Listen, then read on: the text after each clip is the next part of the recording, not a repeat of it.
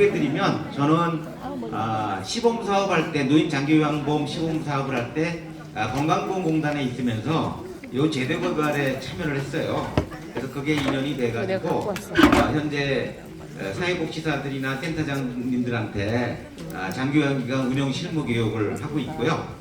또 더불어서 평가 교육, 또 평가 관련된 컨설팅 이런 업무를 좀 하고 있습니다. 예, 간단하게 이 정도 소개드리고 들어가도록 하겠습니다.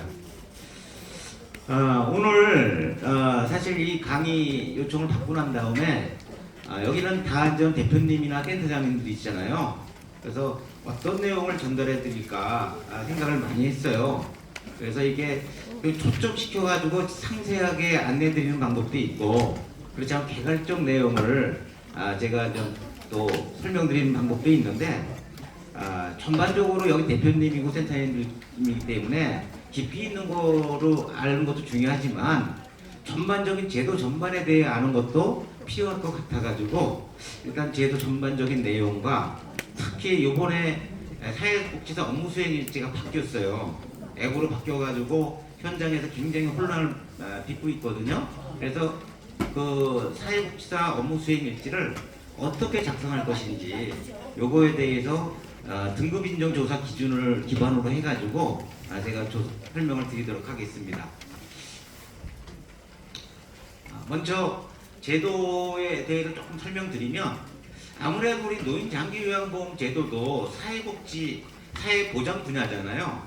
그래서 우리가 사회보장 분야에 어느 위치에 있는지를 아는 것도 중요합니다. 물론 우리가 기관을 운영하는 거하고는 큰 관련이 없는 것이지만은 우리 기관의 위치가 우리 사회보장에서 어느 위치에 있는지를 한번 알아보는 것도 좋을 것 같아가지고 제가 이렇게 슬라이드를 하나 만들어 봤어요.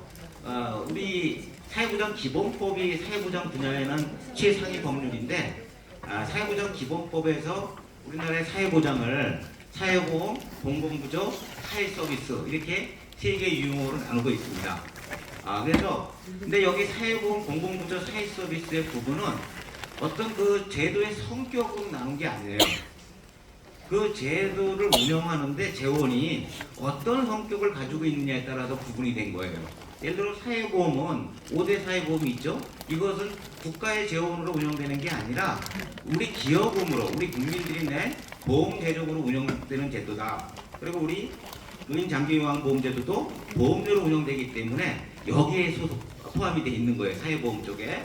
그 다음에 공공부조란 말 그대로 국민기초 생활보장제도를 필두로 해가지고 국가의 예산으로 운영되는 공적 사회보장 제도다 이렇게 말씀드리고요.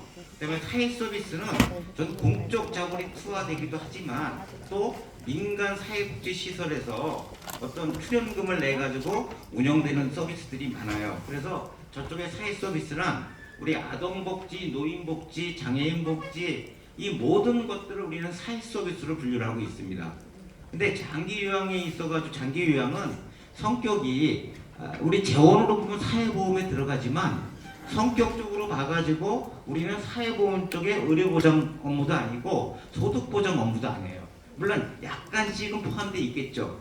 그렇지만 우리는 의료보장도 아니고 소득보장이 아니지만 우리가 사회보험으로 분류되는 이유는 재원이 보험료로 운영되기 때문에 그래요. 실질적으로 우리 노인장기요양보험제도의 성격은 저쪽 사회서비스 쪽에 훨씬 가깝습니다. 노인복지 분야거든요. 어떻게 보면 노인복지의 우리 특별한 분야다, 특화된 분야다. 그래서 그렇게 분류가 되는데 우리 노인장기요양보험법이 우리 노인복지법에 들어가 있질 않아요.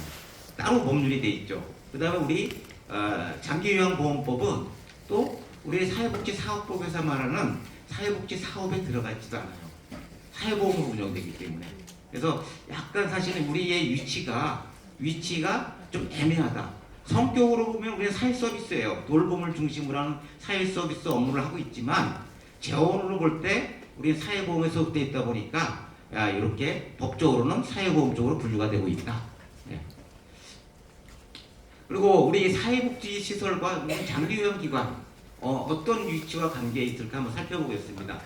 사회복지사업법에서 사회복지시설에 대해서 정의를 하고 있어요. 제2조에서. 그래서 한 28개 법을 거기 나열하고 있습니다. 그래서 그 사회복지사업법 제2조에 있는 법률에 근거해서 운영되는 기관들을 우리는 사회복지시설이라고 얘기합니다. 거기에 노인복지법도 있어요. 노인복지법에 따라서 운영되는 노인복지시설은 크게 생활시설과 이용시설 이렇게 나누는데, 우리 노인의료복지시설이라는 게 있습니다. 이거는 요양원과 공동생활가정을 얘기하는 거예요.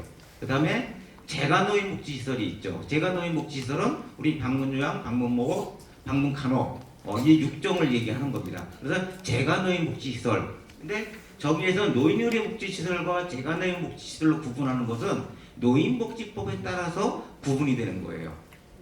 그래서 노인복지법에 따라서 설립된 기관들이, 우리는 요양원들은 일본이고, 그 다음에 19년 이후에 설치된 기관들, 또 우리 제도가 만들어지기 전에 보조금으로 운영되던 가정봉사원 파견시설과 주야간보호시설들이 있었어요. 이런 시설들에 대해서는 2번 기호가 부여가 됐고요.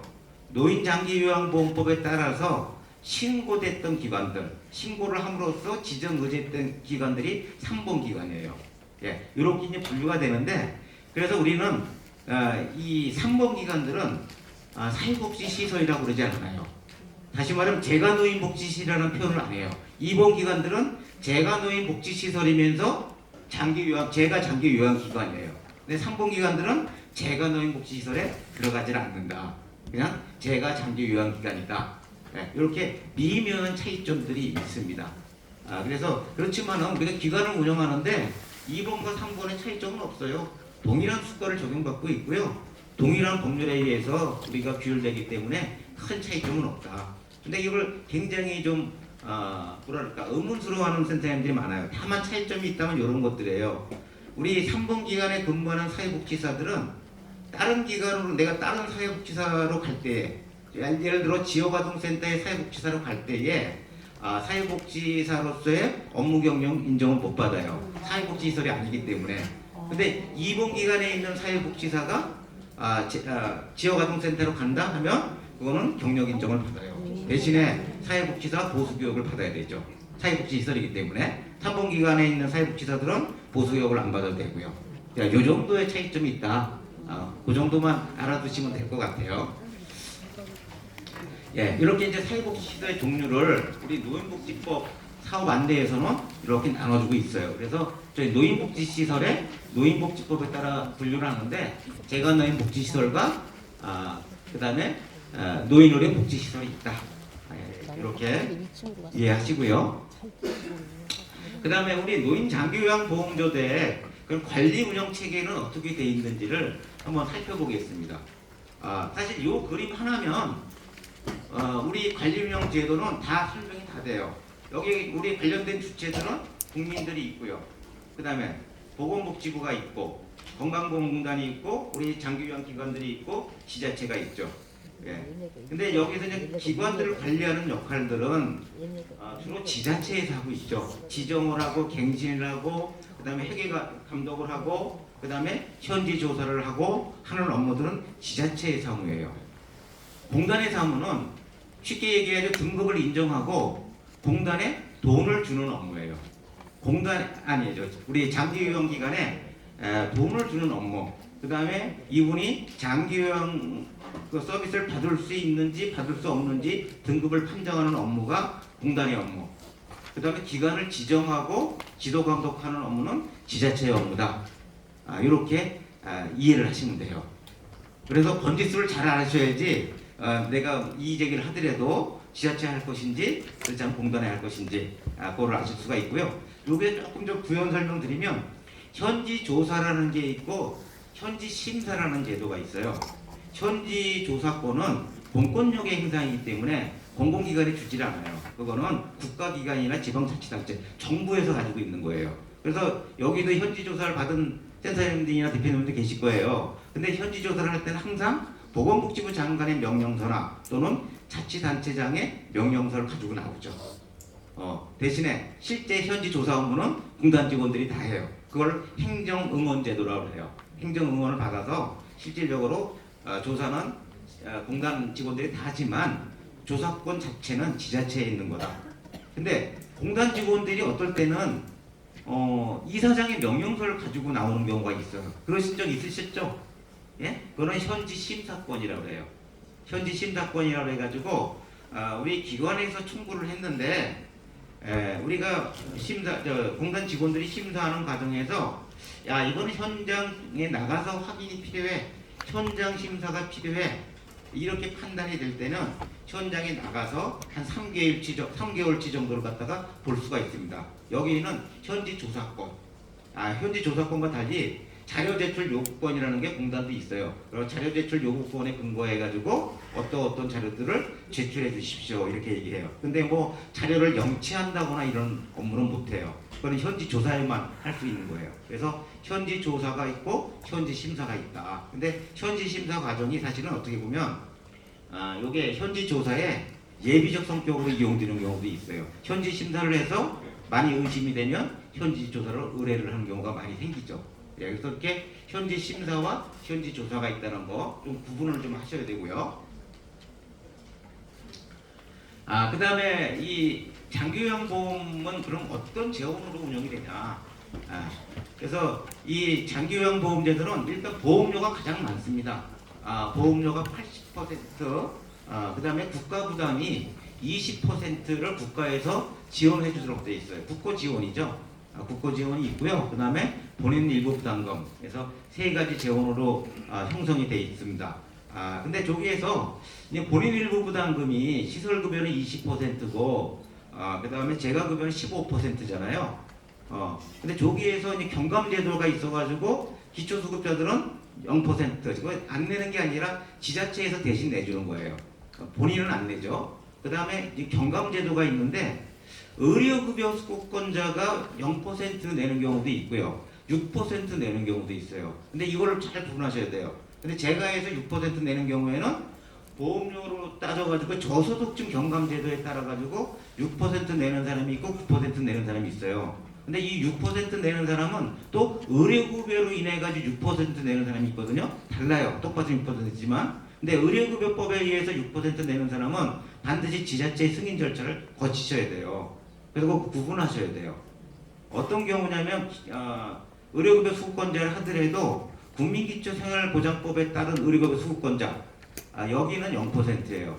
근데 타법령에 따른 의료급여 수급권자들이 있어요.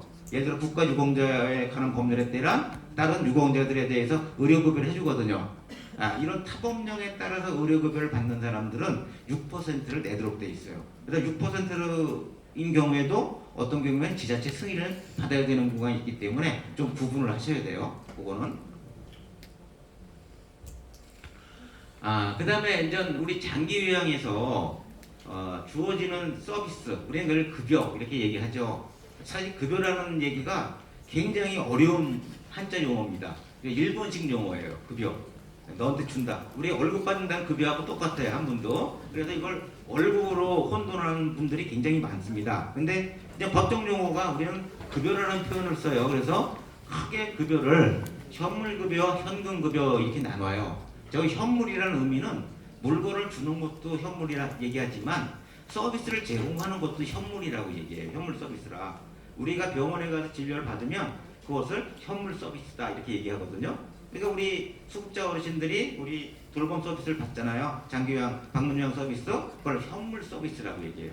실제 서비스를 주는 것들, 또 복지용구를 주는 것, 이걸 우리는 현물 서비스다 이렇게 얘기하고요. 그 다음에 장기요양 제도에도 현금급여라는 게 있어요. 현금급여. 근데 유예되어 있는 게 말이에요. 요양병원 간병비라는 게 법에 보면 있어요. 원래 우리 제도 설계를 할 때 30만 원씩 지급하기로 검토를 했다가 그 당시에 예산이 없어가지고 지급을 못했거든요. 실행을 못했는데 지금까지도 유예가 되고 있어요. 그래서 저기 요양병원 간병비라는 게 있고 그 다음에 가정요양비라는 건 현재 시행되고 있어요. 근데 저 가정요양비를 우리가 흔히 말하는 가정요양으로 잘못 아시는 분들이 많아요. 저건 우리가 알고 있는 가정요양이 아니에요. 장기요양 기간이 없는 도서벽지나 이런 곳에서는 내가 등급을 받았다 하더라도 서비스를 받을 수가 없잖아요. 이럴 때에 공단에 청구를 합니다. 내가 서비스를 받으려 했는데 이러이러한 사유로 내 서비스를 이용할 수 없는 환경이니까 현금으로 주십시오 하면 23만 3천 원 현금으로 지급해 주는 제도가 가정요양비 제도예요. 우리가 말하는 흔히 말하는 가정요양은 이거는 정식 명칭은 가족인 요양보호사가 제공하는 방문 요양이에요. 이걸 줄여서 그냥 우리는 가정요양 이렇게 얘기하는 것이죠. 그래서 법상으로의 우리가 말하는 가정요양은 가정요양이 아니에요. 예? 가족인 요양보호사가 제공하는 방문요양. 예, 줄여서 그냥 우리가 가족요양 이렇게 얘기하는 거다. 그래서 구분하실 줄은 아셔야 돼요. 그냥 우리가 가정요양이라 얘기하더라도 현금급여인 가정요양과는 다른 개념이다. 이렇게 구분은 좀 하셔야 되죠.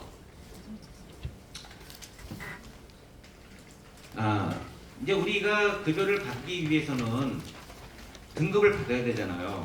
우리가 건강보험 같은 경우는 내가 건강보험료만 내게 되면 필요할 때 나는 언제든지 내가 병원에 가가지고 나는 치료를 받을 수 있어요. 그렇죠?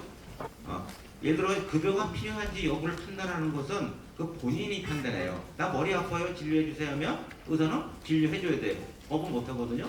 근데 장기요양보험제도는 약간 그 결이 다르다. 보험료는 다 내지만 반대급부로 서비스를 다 받을 수 있는 건 아니에요. 65세 이상, 원칙적으로 65세 이상인 노인들 또는 65세 미만이라 할지라도 노인성 질환이 있는 분들만 신청을 할 수 있고 또 신청해서 등급을 받아야만이 서비스를 이용할 수 있죠. 그래서 내가 보험료 내는 거와 내 서비스 받는 게 비례하지 않죠. 네. 사실 일본은 보험료를 전 국민이 다 내지 않아요. 개업보험료를. 일본은 40세 이상만 냅니다. 개업보험료를. 그리고 또 65세 이상은 1호 피보험자, 그 미만은 2호 피보험자 해가지고 보험료 내는 비율도 달라요. 사실 그게 합리적이죠. 그런데 불구하고 우리는 전 국민이 내도록 한 이유는 이 제도를 설계할 때에 사실은 제도를 새로이 도입하게 되면 제도에 대한 저항이 발생돼요. 우리가 처음에 건강보험제도 농어촌에 시행할 때에 굉장히 납부 저항이 심했었거든요. 그러다 보니까 정부에서 여러 가지 좀 논의를 하다가 그런 건강보험료에다가 부과해서 보험료를 방식을 쓰자 이렇게 논의가 된 거예요. 그러다 보니까 자격제도를 보험료 납부 의무를 갖다가 전 국민으로 가져간 거다. 이렇게 이해를 하시면 됩니다. 사실 이게 급부와 내가 기여하는 거하고 일치가 돼야 되는데 일치가 안 되는 측면은 있습니다. 나 65세 이상 돼야지 받을 수 있는 서비스인데 태어나자마자 나는 보험료를 내야 되죠. 이런 측면이 있긴 있어요. 그래서 이게 등급을 받아야 되는데 이 65세 이상자가 신청할 때는 신청서만 내면 되죠. 근데 65세 미만이 있는 분들은 신청할 때 우리가 의사소견서까지 같이 제출을 해야 돼요. 왜? 노인성 질환이 있는지 없는지 확인이 돼야 되기 때문에 제출하게 되면 공단 직원들이 한 일주일 이내에 협의를 해요. 언제 방문하겠다 해가지고 90개 항목을 조사하는데 실질적으로 등급 판정에 쓰이는 항목은 52개 항목이에요.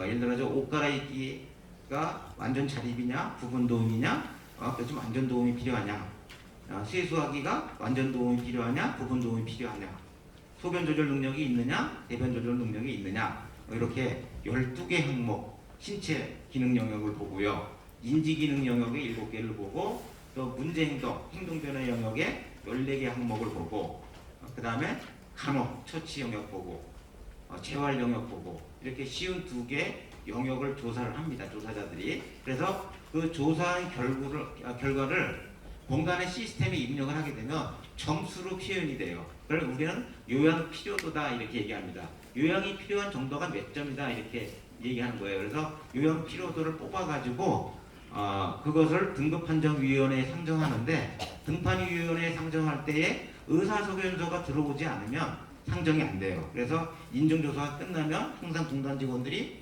며칠까지 의사소견서를 제출해 주십시오 이렇게 얘기를 하거든요. 그래서 의사소견서와 인증조사 점수를 등급판정위원회에 상정하게 되면 등급판정위원회, 다시 말하면 지사, 공단 지사에 다 설치되어 있습니다. 거기 등급판정위원회에서 등급을 최종 결정하는 거예요. 공단 지사장이 결정하는 게 아니라.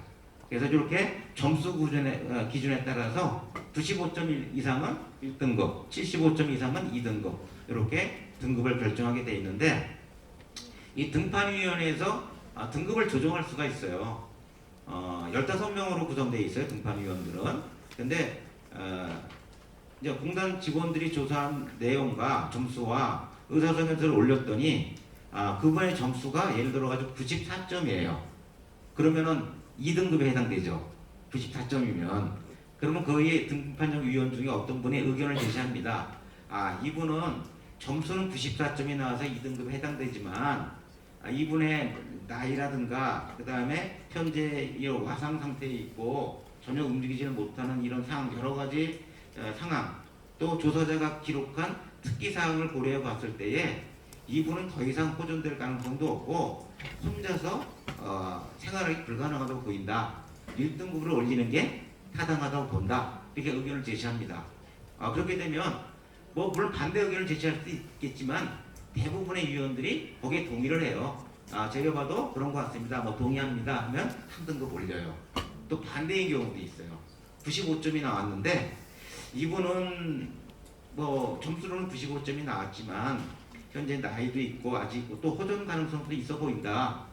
그리고 아직 기능이 완전 와상 상태인 것 같지도 않고 그렇기 때문에 이분에 대해서는 잠정 기능을 유지할 수 있도록 2등급 정도로 내리는 게 난 옳다고 보인다. 이렇게 또 의견 제시하면 그 의견을 받아가지고 동의를 해주면 또 한 등급 내려요. 이렇게 등급을 조정하는 기능도 있고 또 등급판정위원회는 3등급, 4등급도 요양원을 갈 수 있잖아요. 원칙적으로 안 되지만 그러면 그 3등급, 4등급자에 대해서 급여 종류 변경을 요양원으로 이제 신청하게 되면 그거의 결정권도 등급판정위원회에서 가지고 있습니다. 그래서 등급판정위원회 역할이 굉장히 중요해요. 등판위에서 결정된 것들은 공단지사는 행정 처리를 할 뿐이다. 등급과 관련된 것들은 전부 등판위에서 하는데 등판위원은 공단지사장이 위촉하거나 임명을 해요. 15명을. 근데 그 중에 7명은 지자체 단체장의 추천을 받아서 위촉을 하고요. 8명은 임명하거나 위촉을 해요. 직접. 그런데 지자체와 공단을 약간 견제시키기 위해서 등판위원회 위원장은 또 단체장이 지명하도록 만들어놨어요. 구청장이나 시장 군수구청장이 위원장은 지명하도록 이렇게 약간 지자체와 공단의 역할이 약간 견제시키면서 운영이 되고 있다. 등급판정위원회는 이렇게 이해를 하시면 됩니다. 그 다음에 이 등급을 받게 되면 우리는 좀 급여를 이용할 수 있잖아요. 우리가 이제 수급자와 계약을 체결하죠. 계약을 체결하고 그 계약을 체결하게 되면 저는 장기요양 기관들, 우리 방문요양 기관들은 장기요양 급여를 제공할 의무가 생기고 또 수급자나 보호자들은 본인 부담금을 납부할 의무가 생기죠. 그런데 급여를 제공할 때 그냥 우리가 그냥 주먹구구식으로 제공하는 건 아니잖아요. 체계적으로 제공하도록 돼 있잖아요. 그래서 급여 제공 계획서를 작성해서 급여 제공 계획에 따라 제공하고 또 급여 제공 계획서를 전문적으로 작성하기 위해서 우리가 낙상 요청인지 요구 사정도 실시하고 이런 급여 제공 프로세스에 따라서 체계적 전문적으로 서비스를 제공하도록 되어 있습니다. 그리고 여기에 있는 이 장기요양 급여 제공 과정이 사실 우리가 이제 평가 쪽에서 평가가 굉장히 중요해졌는데 여기 급여 제공 과정의 비중이 전체 평가에서 차지하는 점수가 한 40% 돼요. 그리고 또 사회복지사가 하는 주 업무가 이 과정이고요. 그래서 이게 여기가 굉장히 중요하다고 말씀드릴 수가 있어요. 그럼 장기요양 기관 평가에 대해서 또 간단하게 살펴볼게요. 원래 장기요양 기관 평가 관련해서 제가 강의 한 5시간을 하거든요. 울산, 평택, 강원 여기 했는 5시간씩 강의를 했는데도 사실은 좀 빡빡했어요. 자세히 설명을 하다 보니까. 근데 오늘은 아무래도 여기 전반적인 내용만 제가 개괄적으로 설명드리니까 전체적인 모습만 제가 한번 설명드리겠습니다. 왜 우리가 이 장기요양기관 평가 준비를 해야 될까요? 사실은 종전에는 지정갱신제라는 게 생기기 전까지만 하더라도 몇몇 대표님이나 센터장님들 이렇게 얘기했어요. 우리 평가 등급 신경 안 써. 우린 D등급만 나오면 돼. 이런 센터장님들 사실 계셨어요. 그리고 나 뭐 인센티브 이런 거 필요 없어. 그런 분도 계셨거든요. 초창기에는. 근데 현재는 그렇게 해가지고는 기관 운영이 안 돼요. 가장 중요한 게 수급자를 갖다 원활하게 공급받는 거고 내가 발굴해야 되는데 D등급 받은 기관, 2등급 받은 기관에 수급자들이 전화하겠습니까? 전화 안 하죠. 초창기에는 소개를 통해 가지고 기관을 내가 이용할 기관을 선택을 많이 했지만 지금 전체적으로 그렇진 않아요. 공단에서 정보를 다 주기 때문에 보호자들한테 그 정보를 보고서 서비스가 우수한 기관이라는 점수가 높은 평가 결과가 높은 기관으로 전화해 가지고 이용을 많이 하거든요. 그래서 이제 평가가 그냥 단순하게 공단에서 하는 행정 절차에 머물지 않고 이 영향들이 실제 수급자들한테 미치고 있다. 그래서 수급자를 갖다가 원활하게 확보하기 위해서 평가를 잘 받는 게 필요하다. 또 하나 우리가 6년 단위로 이제 갱신을 받게 돼 있잖아요. 지금 갱신 심사에서 탈락하는 기관들이 꽤 나오고 있거든요. 제가 아는 센터도 용산에서 탈락이 됐는데 2월 말까지 다 정리해라 이렇게 통보를 받았다고 그러더라고요. 수급자들 다 정리하라고. 그래서 이게 이제 평가가 단순하게 그냥 뭐랄까 형식적으로 이루어지는 게 아니라 실제 장기요양 기관의 운영과 밀접한, 다시 말하면 평가를 잘못 받으면 우리가 자동차 운전하면서 안전벨트 안 매는 것과 같다. 그래서 평가를 잘 받는 게 어떤 기관 운영의 안전벨트가 된다. 이렇게 좀 비유도 해볼 수가 있을 것 같습니다. 그 다음에 이 평가 과정을 통해서 실질적으로는 어떤 종사자들의 역량을 향상이 되는 거예요. 종사자의 역량이. 왜 그러냐면 지금 평가 지표의 어떤 그 트렌드를 보면 요양보호소와 관련된 지표들의 수준이 점점 높아지고 있어요. 면담 지표들이. 이제 그냥 어떤 그 급여 제공 지침의 종류들이 뭐가 있는지를 알아보는 정도가 아니라 물어보는 정도가 아니라 구체적으로 그 지침 내에 어떤 내용들이 있는지를 갖다 물어보거든요. 그런데 요양원에서 그렇게 하고 있거든요. 그게 그대로 이번에 26년도 평가에 들어왔습니다. 그래서 이제 요양보호사들의 역량이 강화되지 않으면 A 받는 거는 힘들다. 역량 향상시켜야 된다. 또 체계적으로 우리가 업무를 하다 보면 기관 운영의 패턴이 만들어지는 거예요. 시스템이 만들어지는 거거든요. 그래서 이게 평가가 부정적인 측면도 있지만 또 긍정적으로 작용한 측면도 있다. 그리고 우리가 사실 이 제도권 내에서 우리가 기관을 운영하려면 좋든지 싫든지 여기에 적응할 수밖에 없는 거예요. 네. 그래서 이제 26년도 이제 평가 받는 센터도 있고 27년도에 받는 센터도 있는데 이번에 변경된 지표에 대해서 한번 면밀하게 검토를 하시고 체계적으로 지금부터 착실히 준비하는 게 필요할 것 같습니다. 예. 아까 제가 역량 향상 과정이다 이렇게 말씀드렸는데요. 우리가 역량하면은 통상적으로 어떻게 얘기하냐면 역량 이퀄 지식 이렇게 얘기해요. 근데 지식이 다 역량이 아니거든요. 지식도 물론 역량의 한 부분이에요.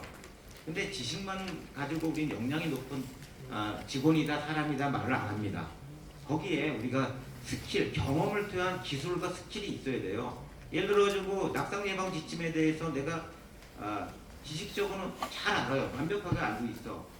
그럼 침대에서 휠체어로 한번 어르신을 구축해서 이동시켜 보세요. 휠체어에서 침대로 이동시켜 보세요. 여기 소화기가 있는데 여기 불이 났을 때에 소화기가 가지고 불 끄는 거 시연해 보세요.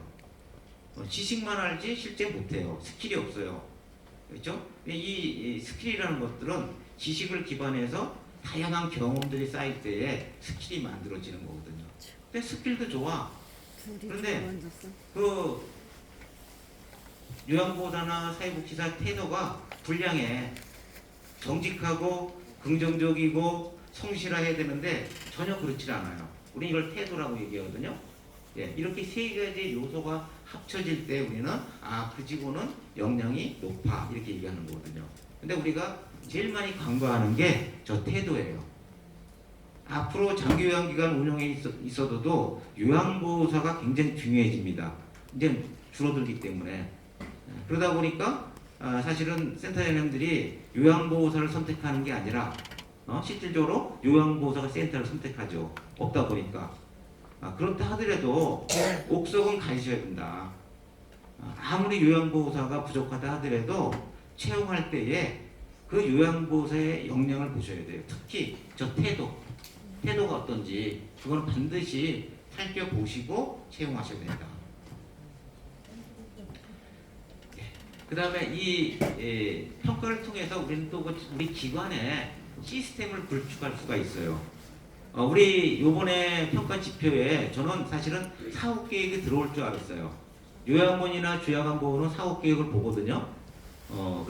그런데 요번에 지정갱신 기준에 보면 방문요양기관들도 사업 계획을 수립하고 그 다음에 사업 계획대로 사업을 시행하고 시행 결과를 평가해서 그 다음 사업에 피드백하라는 기준이 있어요. 이걸 갱신해서 보거든요. 그런데 저는 그래서 사실 들어올 줄 알았는데 안 들어왔어요 이번에. 그렇다 하더라도 앞으로 다 그냥 갱신 받으려면 사업계획 수립하셔야 됩니다. 그래서 사업계획 우리가 PDCA 과정이라고 그래요. 저렇게 사업계획을 수립하고 실행하고 체크하고 그 다음에 피드백하는 과정을 PDCA 과정이다 이렇게 얘기하는데 공공기관들도 모두 기획재정부에 정부 경영평가를 받거든요. 저도 공공기관에 있을 때 매년 받았어요. 저 경평을. 대학 교수들이 와요. 대학 교수들이 평가위원으로 위촉받아가지고 오는데 그분들이 건강보험공단 업무에 대해서 잘 몰라요. 한국사회부정정보원의 업무에 대해서 잘 몰라요. 그렇지만 그분들이 평가를 해요. 그분들은 저 과정을 보는 거예요.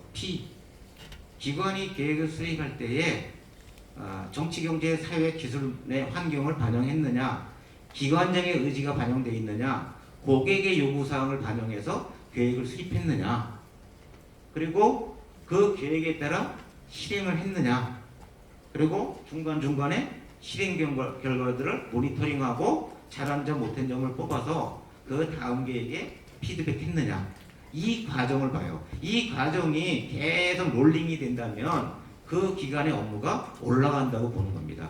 또 사실 그렇고요. 왜? 체계적으로 운영이 되니까. 저도 사실 제가 ISO 인증심사원으로 활동 중인데 ISO 인증심사도 PDCA 과정을 봐요. 저는 현장에서 공장에서 근무한 적 한 번도 없어요. 환경과 관련된 공장에서 근무한 적이 없고 작업장에서 근무한 적이 없지만 나가서 환경경영 시스템 심사하고 안전경영 시스템 심사를 해요. 왜? 저 과정을 보는 거거든요. 저게 돌아가는지 안 돌아가는지를 보고서 이 기관은 질이 우수하다, 낮다 이렇게 판단하거든요. 우리 장기요양 쪽에다가 한번 이걸 갖다가 대입시켜 볼게요. 우리가 계획을 맺으면 급여제공 계획을 수립을 하죠. 우리 급여제공 계획을 수립할 때 뭘 반영하게 되어 있습니까? 올해까지는 공단의 개인별 장기요양 이용계획서의 내용과 낙상 요청 인지, 조사 결과, 그 다음에 수급자나 보호자의 욕구를 반영해서 급여제공 계획을 수립하라 이렇게 되어 있습니다. 환경을 반영하는 거죠. 그 다음에 수립된 급여제공 계획에 따라 급여를 제공하고 요양보호사가 급여제공 기록지를 기재하고 상태 변화를 주 1회 이상 기재하라. 그 다음에 제공 기록지들을 주 1회 이상 수급자한테 제공하라. 이렇게 돼 있잖아요. 그러고 난 다음에 연 1회 이상 급여 제공 계획에 따라서 급여가 잘 진행되고 있는지 수급자의 욕구의 변화가 있는지 없는지를 니네가 결과 평가를 한번 해봐라. 그래서 결과 평가를 해서 욕구의 변화가 있거나 상태의 변화가 있다면 급여 제공 계획서를 재작성하라. 이렇게 돼 있잖아요. 평가 기준이 다 그렇게 돼 있어요. 다 하나하나 쪼개보면 뭐예요? PDCA예요. 우리 공단에서 그 PDCA 과정이라는 말은 안 해. 그렇지만 이 평가 지침 내에 이런 과정들이 묻혀 있는 거다. 다시 말하면 체계적으로 업무를 하라는 거예요. 평가도 체계적으로 업무를 안 하면 점수를 안 나온다는 얘기죠. 그래서 나름대로 기관마다 이제는 주먹구구식으로 하시면 안 돼요. 나름대로의 시스템 구축하셔야 된다. 그 다음에 종사자의 역량을 향상시킬 수 있는 어떤 교육 방안, 실시 방안도 한번 생각해 보셔야 된다. 그전처럼 단시일 내에 이렇게 해가지고 최우수 기관 받는 시대는 이제 지나간다. 이렇게 생각을 하셔야 됩니다.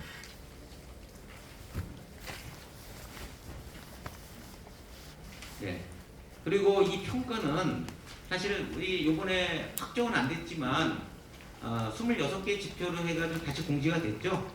현장의 의견을 어느 정도 수렴을 했죠. 그렇죠? 수렴해가지고 공지가 됐어요. 26개 지표인데 그 매뉴얼에 보면 26개가 매뉴얼 지표가 있잖아요. 그 26개가 뭐예요? 우리 시험으로 말하면 시험 문제예요. 시험 문제 알려줬잖아요. 네. 26개 시험 문제 좀 공표한 거예요. 우리 한 2만 개 제가 장기요양기관들 시험을 보셔야 되는데 시험 문제는 요 26개 문제를 낼 테니까 요거 가지고 준비하세요. 쉽게 얘기하면 이런 거예요. 그리고 26개 문제를 갖다가 푸는데 필요한 힌트들도 다 줬어요. 매뉴얼에. 그런데 그걸 못 푸시는 거예요, 지금.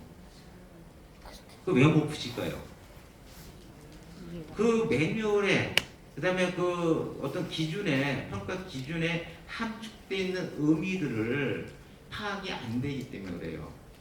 그래서 제일 중요한 게 이 어떤 뭐 기본 학습, 개념 학습이 제일 중요한 거예요. 우리가 어떤 시험을 보거나 어떤 평가를 준비할 때에 기본적인 것부터 차근차근 해나가야 돼요. 예를 들어서 기본이 안 돼 있는 학생들은 시험 학교에서도 보면 상위권까지 가요. 근데 최상위권까지 못 가요. 개념 학습이 안 돼 있으면. 여기 우리 장기요양기관들도 높은 점수를 받기 위해서는 여기저기 최우수 기관에 전화해서 거기에서 뭐 서식 같은 거 받지 말고 기본부터 매뉴얼부터 하나하나 파악해 나가야 된다는 거예요. 그렇지 않으면 우리 뭐 저기 사상 누각이란 말이 있잖아요. 사상 누각이라는 말이 있기 때문에 기본부터 챙겨 나가는 게 오히려 더 빠르다. 그래서 기본 학습이 중요하다는 거 말씀을 드릴게요. 예. 그 다음에 뭐 평가하는 방법들은 다 아시죠? 근데 특징이 전산 확인한다는 것들이 자꾸 늘어나요. 전산 확인하는 거. 실제 했느냐 안 했느냐 장기요양보험 포털 롱폼에 가서 보겠다는 얘기죠. 실행 날짜도 보고 실행 내용도 보겠다는 얘기죠. 예. 그래서 그때 안 하면 이제는 소급해서 만들기가 점점 어려워지고 있다. 예. 그 다음에 요 기본 개념에서 우리 이런 용어들 잘 하셔야 돼요. 분기, 반기, 연일에 이런 개념들을 잘 하셔야 된다. 우리가 저기서 분기라는 것은 1월부터 3월, 4월부터 6월, 7월부터 9월, 10월부터 12월 분기별 1회란 그렇게를 말하는 거잖아. 한 번씩 이상 해야 되잖아요. 분기 1회 하니까 분기별 1회 하니까 1년에 4번 이렇게 생각하시는 분들인데 전혀 다른 개념이다. 1년에 4번과 분기별 1회라는 개념은 완전히 다른 개념이라는 거, 이런 개념들을 이해를 하셔야 됩니다. 그 다음에 이 평가라는 것은 실질적으로 서비스의 질을 높여서 어르신의 삶의 만족도를 높이기 위한 제도예요. 궁극적인 목적은 서비스의 질을. 근데 서비스의 질을 높인다는 얘기는 어떻게 보면 그 어떤 그 업무의 완성도, 내용의 완성도 이런 것들을 봐야 되는데 실제 평가에서는 그런 것들을 보지를 못해요. 실제 평가는 객관적으로만 봐요. 공단 직원들이. 여러분 공단 입장에서는 평가의 객관성과 평가의 공정성도 굉장히 중요해요. 거기에 휘말리게 되면 제도의 신뢰성이 떨어져 버리거든요. 그래서 서비스의 질을 갖다 보는 측면도 있지만 공단에서 평가할 때 평가의 객관성과 공정성에 더 치중하고 있다. 그래서 실제 평가 지표를 볼 때에 했냐 안 했냐, 있냐 없냐 이런 걸 중심으로 봐요. 디테일하게. 예를 들어가지고 우리 연 1회 이상 욕구 사정하게 돼 있잖아요. 그럼 24년, 25년, 26년 연 1회씩 한번 해야 되죠. 쭉 보니까 25년도에 한번 빠졌어. 그럼 점수 안 줘요. 연 1회 이상 안 했잖아요. 더 이상 보지도 않아요. 그 지표는. 거기서 끝. 예. 근데 연 1회 이상 다 했어. 그 다음에 들어가서 보는 게 또 뭘 봐요? 그러면 욕구 사정에 판단 근거들이 항목별로 다 있냐 없냐 봐요. 그렇죠? 그 전에 필수 사항이 있냐 없냐 봐요.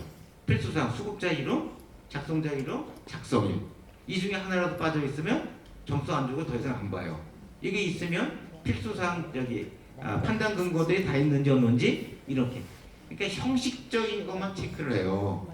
내용을 잘 썼느냐 못 썼느냐는 안 본다는 얘기죠.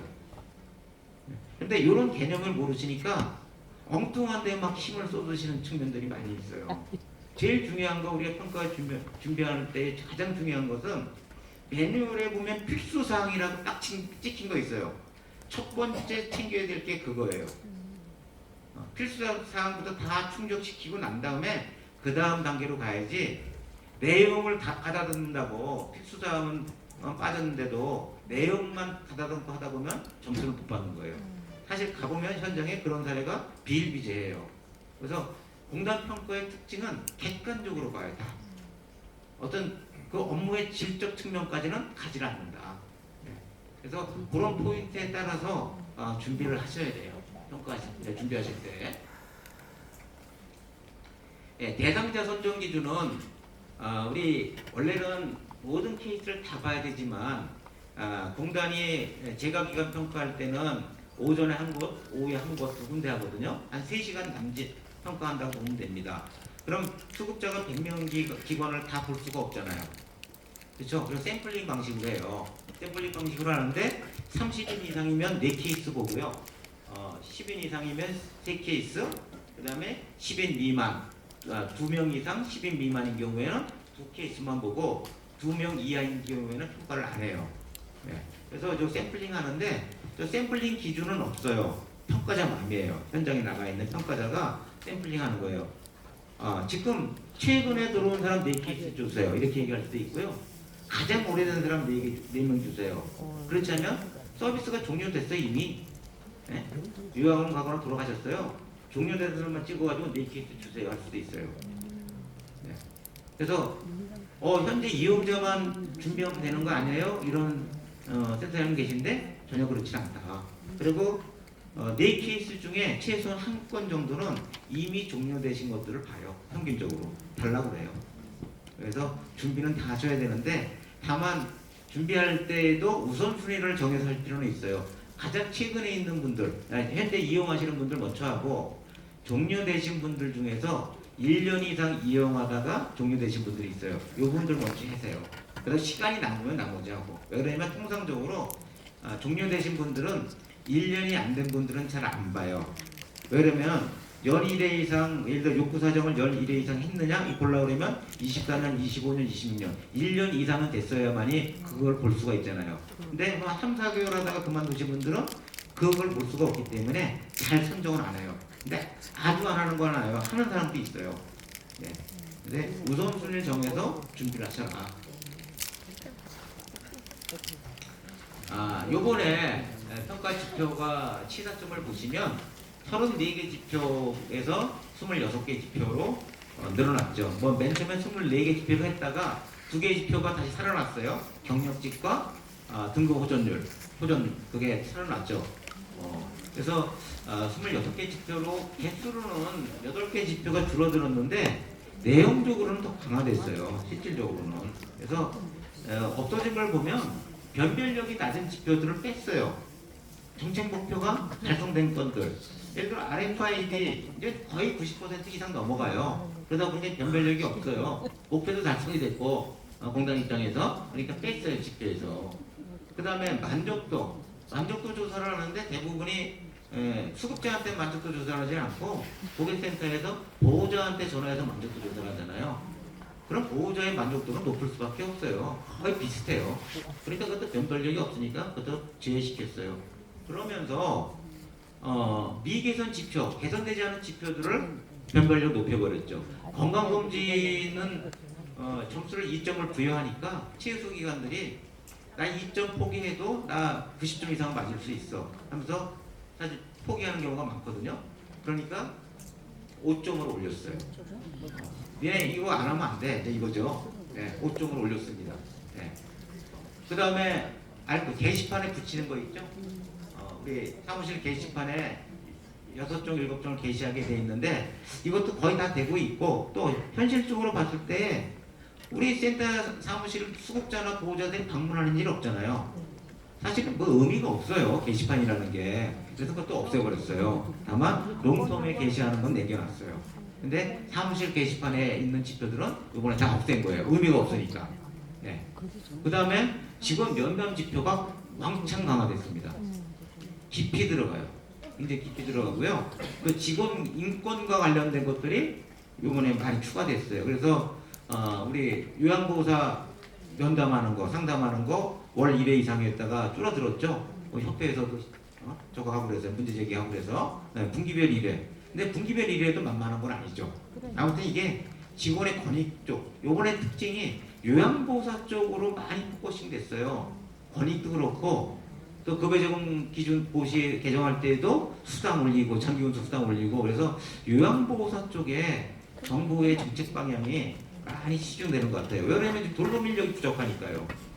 결국 돌봄을 직접 돌봄 인력은 요양보호사거든요. 요양보호사의 역량과 어떤 직업적 만족도가 떨어져가지고 이 제도가 유지될 수 없다고 보는 것 같아요. 정부 차원에서도. 그러니까 직원 쪽에 많이 늘어났고요. 그 다음에 급여 제공 과정, PDCA 과정에 따라서 센터들이 체계적으로 급여 제공 관리를 하고 있느냐, 이쪽의 점수가 좀 많이 높아졌습니다. 그래서 한번 간단하게 한번 살펴볼게요. 종사자 관리 프로세스와 수급자 관리 프로세스로 나눌 수가 있어요. 직원이 입사를 하게 되면, 요양보호사가 입사를 하게 되면 우리 건강검진표 받아야 되죠. 그렇죠? 첫 서비스가 들어가기 전까지 받아야 됩니다. 그렇다 그러면 거기에 건강검진표에 공단 건강검진의 성인병 검진 수준 이상 5개 이상이 돼 있어야 되고 통보일자가 반드시 박혀 있어야 돼요. 그렇죠? 그 다음에 모든 직원에 대해서는 매년 건강검진을 진구하는데 비사무직인 요양보호사는 매년, 사무직인 사회복지사는 2년에 한 번만 제출하면 되죠. 하게 돼 있습니다. 그리고 직원 교육을 하게 돼 있는데 신규 직원에 대해서 7일 이내에 신규 직원 교육을 하도록 돼 있습니다. 기존 직원에 대해서도 매년 해야 되지만요. 그 다음에 노인인권 교육이 연 1회에서 반기별 1회로 강화가 됐어요. 그 다음에 보수교육이 평가 지표로 들어왔고요. 그래서 이 종사자 교육과 관련된 부분들이 많이 지표로 들어왔다. 그 다음에 직원 상담 관리 쪽이죠. 그래서 모든 요양보호사를 대상으로 분기 1회 이상 상담을 실시하고 연 1회 이상 반영하라. 빨간색은 새로 들어온 신설 지표고요. 제가 여기 파란색은 변경된 내용들이에요. 강화된 내용들이에요. 그래서 직원 상담 관리. 그러니까 요양보호사의 권위나 고충을 충분히 기관에서 해결해 주라는 얘기죠. 그 다음에 직원의 인권보호와 관련해서 수급자에게 상호 존중 안내를 하고 사무실에 인권 관련 포스터, 성희롱 성폭력 예방 포스터 이런 거 붙여놔라. 그리고 직원들이 인권 침해를 당했을 때에 자기 스스로 인권을 지킬 수 있도록 직원 인권 침해 대응 지침 교육을 해라, 매년 해라. 뭐 이런 내용들이에요. 직원의 인권을 보호해주는 측면들. 그 다음에 직원의 권리를 향상시키기 위해서 권익을 향상하기 위해서 5대 보험, 복지보상, 고충처리, 퇴직금 기존에 다 있던 것들이에요. 저는 것들은요. 근데 이번에 새로 들어간 게 평가 가산금이 지표화 됐어요. 그래서 평가 가산금을 80% 이상 지급해라. 80% 이상. 굉장히 높죠. 요양원이 올해 50% 이상이거든요. 50% 이상인데 방문요양기관은 80% 이상으로 했어요. 이거 좀 인건비 지출 비율을 감안하지 않았나 하는 생각이 들어요. 요양원들은 보통 인건비 지출 비율이 50% 내외거든요. 우리 방문요양기관들은 80% 정도 되잖아요. 그러니까 그 비율을 갖다 감안해서 정하지 않았나 이런 생각이 듭니다. 그 다음에 퇴직금 제도는 우리가 두 가지 방식으로 운영을 하고 있잖아요.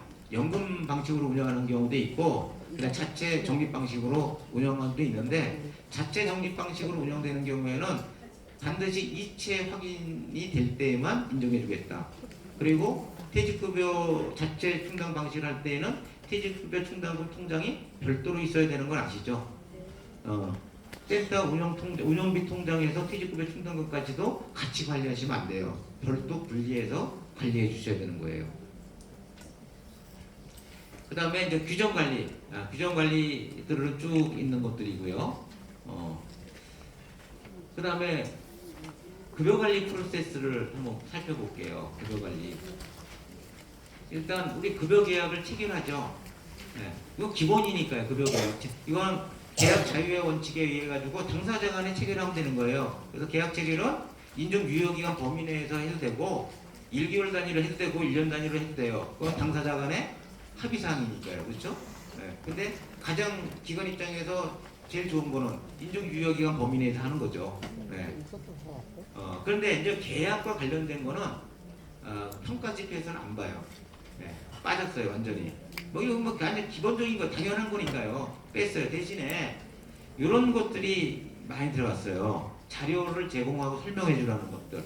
급여 제공 계획을 설명해 주고 동의 받는 걸 끝났는데 이걸 수급자한테 교부하라는 얘기예요. 급여 제공 계획서 교부해 주고 상호 존중 안내문 발송 교부하고 급여 제공 범위 안내하고 연명의료제도 설명해 주고 그다음에 안전자료, 낙상예방, 욕창예방 이런 것들 6종만 줬었는데 8종을 수급자한테 제공하라. 이런 것들이 평가지표에 들어가 있어요. 그런데 이런 것들이 이 하나하나가 다 지표가 달라요. 그럼 지표별로 따로따로 관리할 거냐? 그러다 보면 누락돼요. 요거를 계약할 때 한꺼번에 처리를 해야 돼요. 묶어서. 우리 부동산에 가면 부동산 계약할 때 보면은 우리 공인중개사들이 서류 계약 관련된 서류 이렇게 있죠. 거기 한 뭐 7가지 8가지 있죠. 그 딱 이렇게 한 철 가져와서 여기 뭐 체크해요. 여기 쓰시라고 막 그냥 그거 한 다음에 쓰라고 써서 받아가지고 다시 확인하고 그 다음에 순서 딱 맞춰요. 그래서 딱 완결시키죠. 그와 같이 우리 계약할 때 요 관련된 서류를 일건으로 딱 만들어가지고 계약할 때 쫙 받아야 된다는 얘기죠. 그래야지 우리가 효율적 효과적으로 빠지지 않고 일을 할 수 있는 거죠. 다만 여기에서 상호 존중 안내는 연 1회 이상 하게 돼 있어요. 매년. 그러니까 계약할 때 한 번 했지만 그 다음에도 매년 관리를 해나가야 돼요. 나머지는 계약할 때만 하면 되는 거거든요. 이렇게 체계적으로 좀 관리를 하셔야 된다. 그 다음에 우리가 급여 계약을 체결했어요. 그럼 우리가 그 다음에 뭘 하는 거예요? 급여 계약에 따라서. 계약 내용에 따라서 우리는 이제 급여를 제공하는 거잖아요. 급여 제공을 하게 돼 있어요. 요양보호사가. 그러면 요양보호사가 자기 마음대로 서비스 제공하면 될까요? 그렇게 안 돼 있죠. 요양보호사는 반드시 급여 제공 계획에 따라 서비스를 제공하라 이렇게 돼 있어요. 사회복지사가 작성한 급여 제공 계획에 따라 서비스를 제공하고 제공한 내용을 급여 제공 기록지에다 기재하고 어르신의 상태도 주 1회 이상 기재하라 이렇게 돼 있죠. 그래서 우리는 급여 제공 계획을 먼저 수립해야 되는 거예요. 서비스가 들어가기 전까지. 누가? 사회복지사가.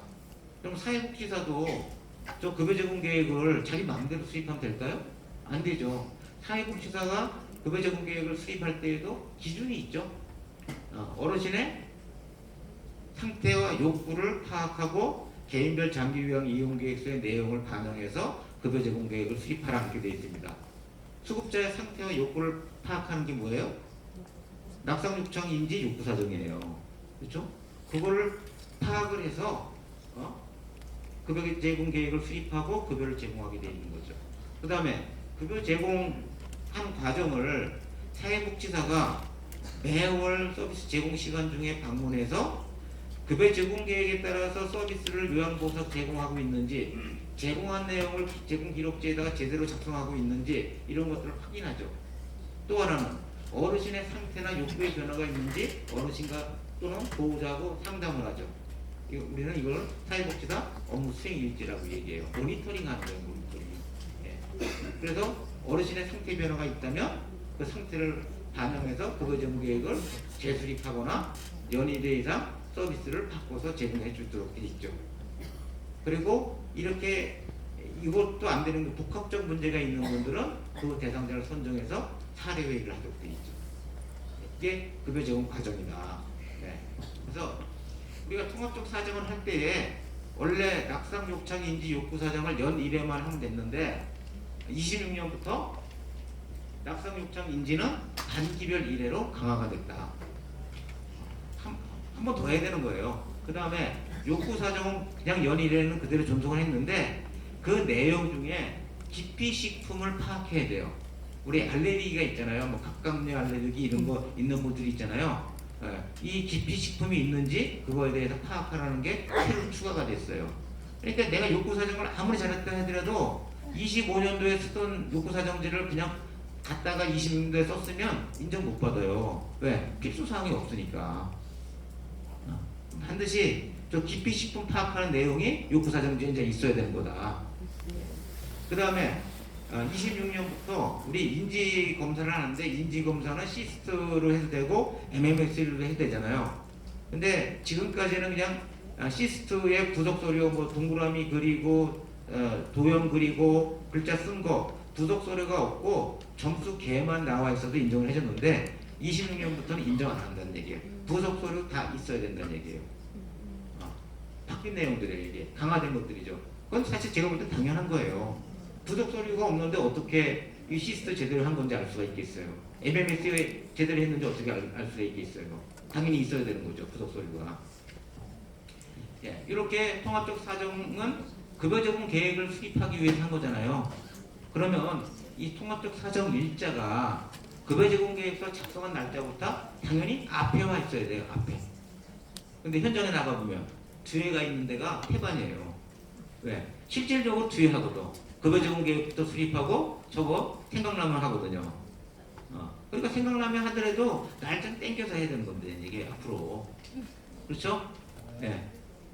그 다음에 이 통합적 사정을 하는데 어떻게 나와 있냐면 대면하여 실시함을 원칙으로 한다고 돼 있어요. 대면하여 직접 보고하는 것을 원칙으로 한다 이거예요. 표현이 이번에 들어갔어요. 그럼 낙상 요청 인지 욕구 사정을 같은 날 했어 이렇게 대면해서 그런 욕구 사정에 있는 내용과 낙상 요청 인지의 내용들은 서로 연관돼 있어요. 근데 이게 어긋나면 될까요 안 될까요? 안 되죠. 근데 어긋나는 경우들이 엄청 많아요. 예를 들어 이런 것들이에요.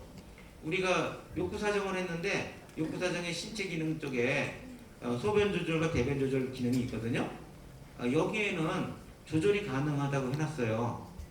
근데 낙상 위험도 평가하는데도 그게 있거든요. 낙상 위험 배설 쪽을 봐요. 낙상 위험도 평가에서는 조절 능력은 있지만 도움이 필요함 또는 소변 대변 실금 이렇게 해놓는단 말이에요. 안 맞죠. 그럼 뭐가 사실이냐 이거죠. 또 욕구 사정을 하는데 조절 능력이 있다고 해놓고 위에는 또 질병 상태에 가보면 거기다 또 요실금이라고 체크를 해. 이거는 실질적으로 욕구 사정 안 했다는 얘기죠. 대면에서. 그래서 여기까지 들여다볼 거예요. 이제 깊이 들어가는 거예요. 했냐 안 했냐 정도보다 이제 깊이 들어가기 시작했다. 그리고 요번에 개장계, 개인별 장기 요양 이용 계획서를 필수에서 참고로 바꿨어요. 26년부터는. 네.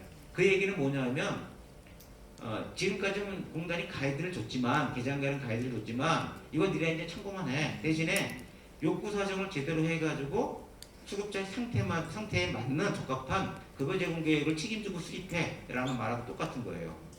그러면 낙상 요청인지 욕구 사정의 중요성이 높아지는 거죠. 그리고 낙상 요청인지는 단기별 일회로 강화시킨 겁니다.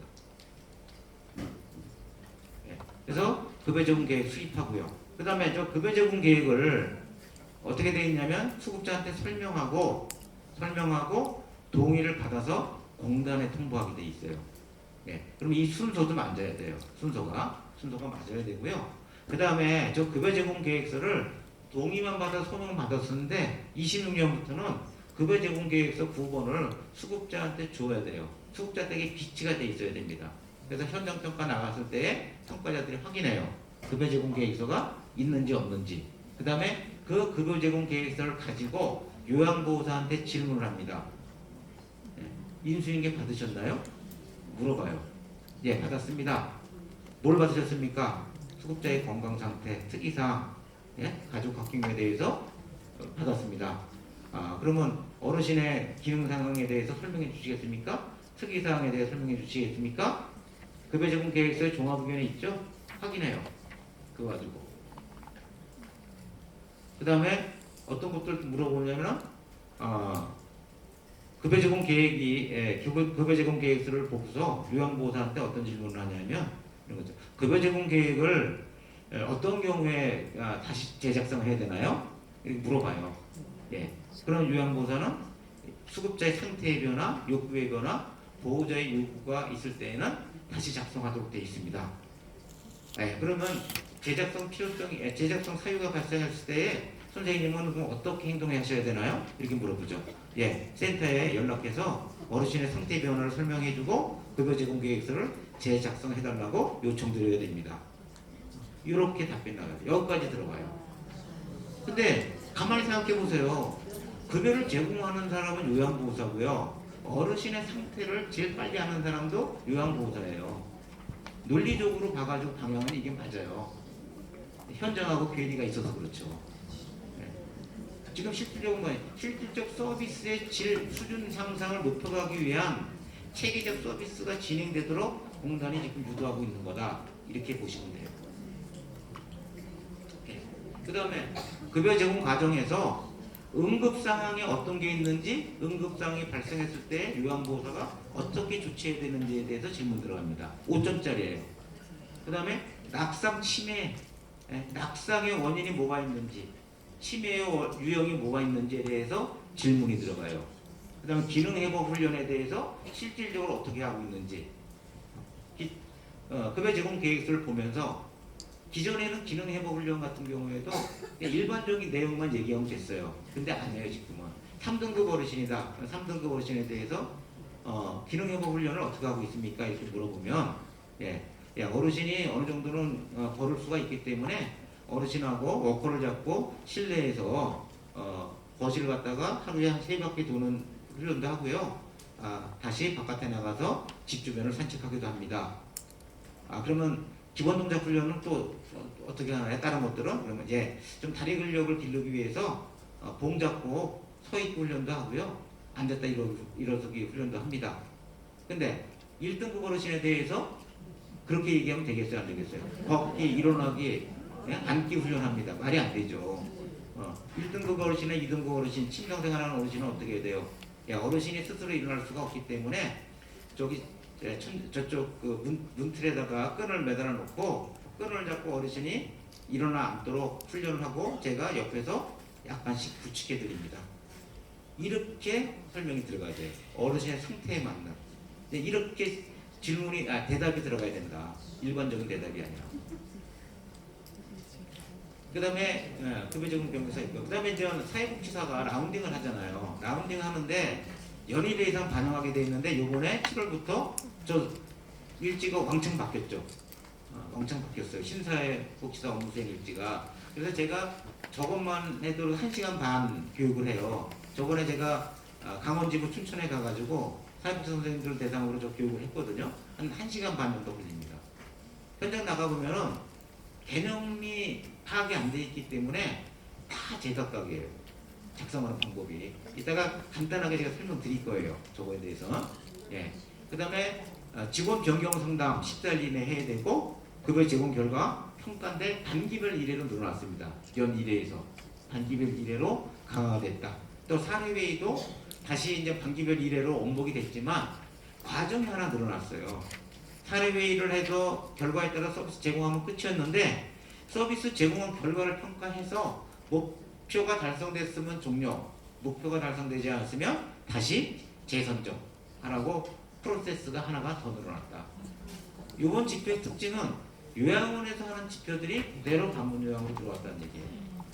그러니까 적응하기가 좀 어려운 측면들이 많은 거죠. 요양보호 선생님들도. 그리고 욕구사정과 유형사정과 상호관계를 제가 좀 그려놨어요. 여기서 욕구사정에 보면 항목 중에 배뇨, 배변 기능 관리하는 것도 있고 영양상태도 있어요. 인지정신상태도 있어요. 욕구사정에. 근데 우리가 낙상, 욕창, 인지 따로 검사를 하죠. 그 상호관계가 맞아야 된다는 얘기예요. 저게 어긋나면 안 돼요. 그래서 한번 돌아가셔가지고 우리 센터에 있는 낙상, 욕창, 인지와 욕구사정들이 제대로 되어 있는지 한번 체크해 보세요. 그 다음에 이 평가 준비할 때 제일 중요한 거 필수사항이에요. 필수사항부터 챙겨라. 그 다음에 상위 지표가 있어요. 연동지표라고. 상위 지표가 충족이 안 되면 하위 지표 다 충족된다 하더라도 점수 안 줘요. 그래서 필수사항 잘 지키고 그 다음 참석자 서명, 그 다음에 우리가 매뉴얼을 읽다 보면 직원, 모든 직원, 급여 제공 직원이라는 표현들이 나와요. 이거 잘 보셔야 돼요. 모든 직원이라고 되어 있으면 직원 한 명이라도 빠지면 점수 안 주는 거예요. 모든 직원. 그래서 그거 직원, 모든 직원, 급여 제공 직원 이런 표현들 잘 보셔라. 예. 그다음에 변경사항들 잘 챙겨보시고 매뉴얼이 공표가 되면 바뀐 내용들은 파란색 글자로 해놓잖아요. 파란색 글자는 유심히 보셔야 돼요. 그리고 평가 준비를 할 때에는 공단이 공지한 매뉴얼을 가지고 준비하셔야 돼요. 모든 메모들은 내가 공부한 거기다 다 하셔야 돼요. 저도 평가 교육을 하고 제가 평가 교재를 가지고 교육을 하거든요. 그건 참고 자료예요. 제가 교육하는 평가집은 함축된 거란 말이에요. 근데 모든 법령은 원문으로 보는 게 제일 좋은 거예요. 아다라고 어다른 거예요. 그래서 실제 평가 준비할 때는 평가 교육 받은 그거는 참고만 하고 그 내용을 어디다가 매뉴얼에다가 다 정리하셔야 돼요. 그래서 매뉴얼을 가지고 평가 준비하셔야 된다. 네. 예, 여기까지 제가 설명드리고 그 다음에 등급 인정 조사 어떤 기준으로 가지고 하는지를 설명드릴게요. 이거는 왜 제가 설명드리냐면 이게 사회복지사 업무 수행 일지와 관련되어 있기 때문에요. 개념 자체가. 예. 노인장기요양보험법 14조에 보면 이렇게 되어 있어요. 인정 신청하는 노인을 방문하여 인정조사표에 근거하여 신청인의 일상생활 수행 능력을 확인하고 판단하는 절차다. 그 대상자가 질병을 가지고 있느냐, 중증 질병이냐, 장애가 있느냐를 보는 게 아니라 뭘 봐요? 일상생활 수행 능력을 본다는 얘기예요. 개념 자체가 뭐에 근거해서? 인정조사표에 근거해서. 저 인정조사표에 보면 90개 항목이 있어요. 그래서 일상생활을 수행하는 능력을 판단하는 것은 현재 중증 질환이 있냐 없냐, 장애가 있느냐 없냐를 보는 게 아니에요. 내가 암 말기를 하더라도 내가 세수하고 화장실 사용하는데 아무런 문제가 없다면 그분은 일상생활에 수행 능력이 있는 분이에요. 내가 장애 1급이에요. 여기가 절단이 돼가지고. 그런데 내가 의족을 끼고 저는 마라톤도 해요. 지금 장애인들 그런 분들 많잖아요. 그분들은요 등급 안 나와요. 일상생활 수행 능력이 있는 거예요. 그러니까 내가 장애 1등급인데 등급이 왜 안 나와? 이거는 여기에 대한 어떤 무지의 소치다. 장기요양에서 등급 판정은 중증 질환이 있냐 없냐, 장애가 있냐 없냐를 보는 게 아니라 일상생활 수행 능력을 보는 거다. 저 일상생활 수행 능력을 점수화시킨 거예요. 95점 이상은 1등급, 75점 이상은 2등급. 이렇게 등급을 판정하는 거다. 일상 수행 능력을 판단하는 거다. 근데 저 일상 수행 능력을 가장 효율적으로 잘 판단할 수 있는 건 누굴까요? 의사들이 진단하면 제일 좋겠죠. 근데 의사들 보고서 여기 와서 등급 인정조사 하라면 하겠습니까? 그거 3억 줘야 되는데 그리고 하지 못하죠. 그러다 보니까 통계적 방식을 가지고 저 일상생활 수행 능력을 뽑아내는 거예요. 쉬운 두 개 항목을 조사해서 이것을 통계적 방식에 분석을 해가지고 점수를 뽑아내는 어떤 형식을 취하고 있다. 그래서 이렇게 저기 인정조사표라는 게 저기 있어요. 저 인정조사표는 장기요양 등급 인정에 관한 기준이랑 규칙이 있어요. 규칙. 예? 고시가 있거든요. 등급 인정 조사 고시가 있는데 거기에 보면 다 나와 있어요. 항목이 90개 항목이에요. 이렇게 돼 있어요. 저 표가 한번 궁금하신 분들은 고시 찾아보세요. 거기에 그대로 돼 있으니까. 예. 요양 인정 점수 한정 항목이에요. 이렇게 고시에 그대로 나와 있어요. 5개의 영역을 봅니다. 신체 기능 영역, ADL이라고 우리는 얘기를 해요. 신체 기능 영역, 인지 기능 영역, 행동 변화 영역, 간호처치 영역, 재활 영역. 이렇게 5개의 영역을 조사를 해요. 근데 저 신체 기능은 12개 항목을 보는데 완전 자립이냐, 스스로 할 수 있냐, 도움이 일부 필요하냐, 전부 도움이 필요하냐? 이렇게 세 개로 나누어서 조사를 해요. 항목별로. 조사자들이. 그리고 이 신체 기능 영역은 이쪽의 재활 영역과 굉장히 밀접하게 관련이 돼 있어요. 이 재활 영역에서 운동 장애란 쉽게 말하죠. 근력이 있냐 없냐 얘기예요. 우리가 이게 손을 들잖아요. 내가 손을 든다는 얘기 뭐예요? 내가 중력을 이길 수 있는 근력이 있다는 얘기예요. 근력이 없으면 중력을 못 이겨서 올라가다가 떨어지죠. 그래서 초창기에 조사자들이 나오면 어르신 만세해보세요. 앉은 상태에 다리 들어보세요. 한 거죠. 그게 뭐냐면 저 재활 상태.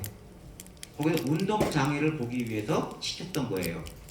그 다음에 저기 이제 밑에 관절 제한이라는 것은 말 그대로 관절에 구축이 있는지 관절인지 손가락이 관절이 있는데 이렇게 돼 있죠.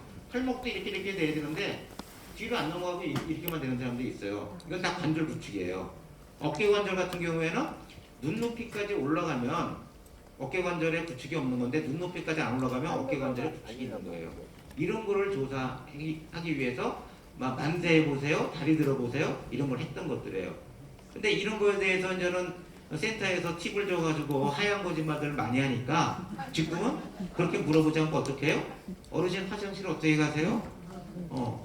아니 뭐 우리 딸이 구축해지면 나 화장실 갔다 오지? 그렇죠? 뭐 이렇게 지팽이 짚고 가지고 온단 말이에요. 그럼 어르신 저하고 한번 화장실 가보실까요? 이렇게 한단 말이에요. 손 들어 했더니 손도 못 든다고 그랬는데 조사자가 가지고 손 잡으려고 이렇게 하니까 어르신은 어떻게 해요? 이렇게 빼죠? 네? 이게 뺀다는 얘기는 뭐예요? 구축이 없다는 얘기예요. 뺀다는 얘기가. 네. 그러니까 하얀 거짓말이 늘어날수록 조사자들도 거기에 대응해가지고 다른 방법을 쓰죠. 그게 다 뭐예요? 스스로 할 수 있냐 없냐를 보는 거예요.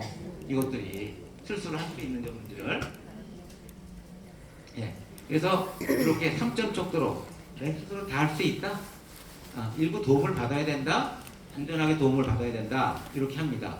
근데 우리가 능력을 볼 때에 이런 것들이에요. 도움이 필요하다는 게 어떤 거냐면 준비 도움도 있어요. 화장실 이용하기. 화장실에다 모셔다 드리면 화장실에서 바지 내리고 앉고 볼일 보고 바지 올리고 뒤처리하고 물 내리고까지 다 하시는데 하지 기능이 약해서 화장실까지 혼자서 못 가죠. 부축해서 가셔야 돼. 그러면 화장실 이용하기에 준비 도움이 필요하다고 보는 거예요. 화장실을 가려면 화장실까지 가야 되는데 거기까지 가는데 도움이 필요한 거예요. 준비 도움이에요. 그 다음에 하지 기능이 약해. 상체 기능에는 문제가 하나도 없어요. 상지 기능에는 문제가 하나도 없는데 하지가 약해서 워커를 가지고 이동하시는데 워커를 놓으면은 균형 유지가 안 돼. 넘어져요. 그렇죠? 근데 세수하고 양치질 하는데 그럼 이분은 혼자서 못하죠. 스스로 못해요. 부축을 해주거나 또는 딸이 의자를 받쳐드리면 싱크대 앞에 의자를 받쳐드리면 거기 앉아서 세수하고 양치질 할 수 있죠. 의자를 받쳐드린 것 자체가 부분 도움이에요. 이런 것들을 준비 도움이라고 해요. 이런 도움까지도 다 본다. 그 다음에 인지 기능이 떨어지는 건 다 보고요. 그 다음에 이런 것들이 있죠. 어르신의 문제가 하나도 없는데 신체 기능에 큰 문제인데 인지 기능이 떨어져가지고서 옷 갈아입는 거, 세수하는 거, 밥 먹는 거 다 잊어버리셨어요. 안 해. 양치질도 안 하고 아무 소리 안 하면 일주일 내내. 그럼 가족들이 딸이 일주일에 한 번 왔다가 뭐 그 냄새나고 그럴 거잖아요. 그럼 재촉을 한단 말이에요. 엄마 세수 안 했어? 양치질 안 했어? 빨리 해. 그러면 해요. 양치질하고 세수해요. 이게 뭐예요? 지시 도움이에요. 인지 기능이 떨어진 사람한테 들어가는 것들은 대부분 지시 기능이에요. 직접 도움이 아니라 지시 도움, 지켜보기 도움. 지켜보기 도움 뭐예요? 화장실 가서 화장실 일 보랬더니 일 보고 난 다음에 장애인 라운을 가지고 옆에 지켜봐야 돼요. 이 지켜보기 도움. 이게 다 도움이에요. 이 도움이라는 개념을 신체 기능이 떨어져서 뭐 부축해줘야 된다 이런 것만 보시면 안 된다. 준비 도움, 그 다음에 지켜보기 도움 이런 것들도 다 도움의 개념에 들어가는 거다. 그렇죠? 인지 저하로 보면 대부분이 저런 증상들이 많아요. 지시하지 않으면 절대 하지 않아. 세수도 안 하고 양치질도 안 해. 그 다음에 자꾸 오물 가지고 장난 놀아. 지켜봐야 돼. 그 지시를 했는데 하는 척 하다가 안 해. 그래서 계속 지켜봐야 돼. 이런 것들이 전부 도움에 들어간다. 우리 인지 치매가 있는 분들 등급이 잘 안 나와요. 그런단 말이에요. 저런 거에 대해서 반영이 안 돼 있기 때문에요. 그러면 저렇게 실제 도움이 필요한데 인지가 떨어져서 공단 직원들이 알아서 물어볼까요? 어머니께서 치매가 심하셔가지고 세수하라는 말 안 하면 일주일 동안 세수 안 하시죠? 이렇게 물어볼까요? 절대 그렇게 안 물어봐요. 그럼 누가 말해야 돼요? 가족들이 얘기해줘요. 본인은 양이근데 가족한테, 저거는 가족들한테도 질문할 수 있거든요. 옆에 가족들이 있다면 가족들이 중간중간에 잘 끼어들어야 돼요. 근데 너무 나대면 안 돼. 처음부터. 눈치 보고서 끼어들어야 돼. 눈치 보고서. 그러면 등급이 나와요. 네. 근데 이제 인지 치매 쪽에 등급이 안 나온다는 얘기는 신체는 말짱하단 말이에요. 이분이 당연히 등급 안 나오지. 저렇게 도움이 필요한데 저거는 반영이 안 돼 있으니까. 그래, 저 얘기를 잘해야 돼요. 등급 받을 때. 그래서 한번 볼게요. 양치질하기란 뭐냐? 예, 양치질. 양치질하기, 세수하기는 모두 뭐예요? 수도꼭지를 사용해서 수돗물을 사용해서 하는 거예요. 예. 세면대, 화장실에서 싱크대를 수도를 사용해서 칫솔과 헹굼용의 물을 준비하고 칫솔에 치약을 바르고 양치질을 하고 헹구고 뒷마무리까지 할 수 있는지 봐. 근데 이분이 다른 거 할 수 있는데 튜브를 치약을 칫솔에 못 짜. 그래서 그건 누가 해줘야 돼. 부분 도움이에요. 이건. 저 중에 한 가지라도 못하면 도움이 필요하다고 보는 거예요.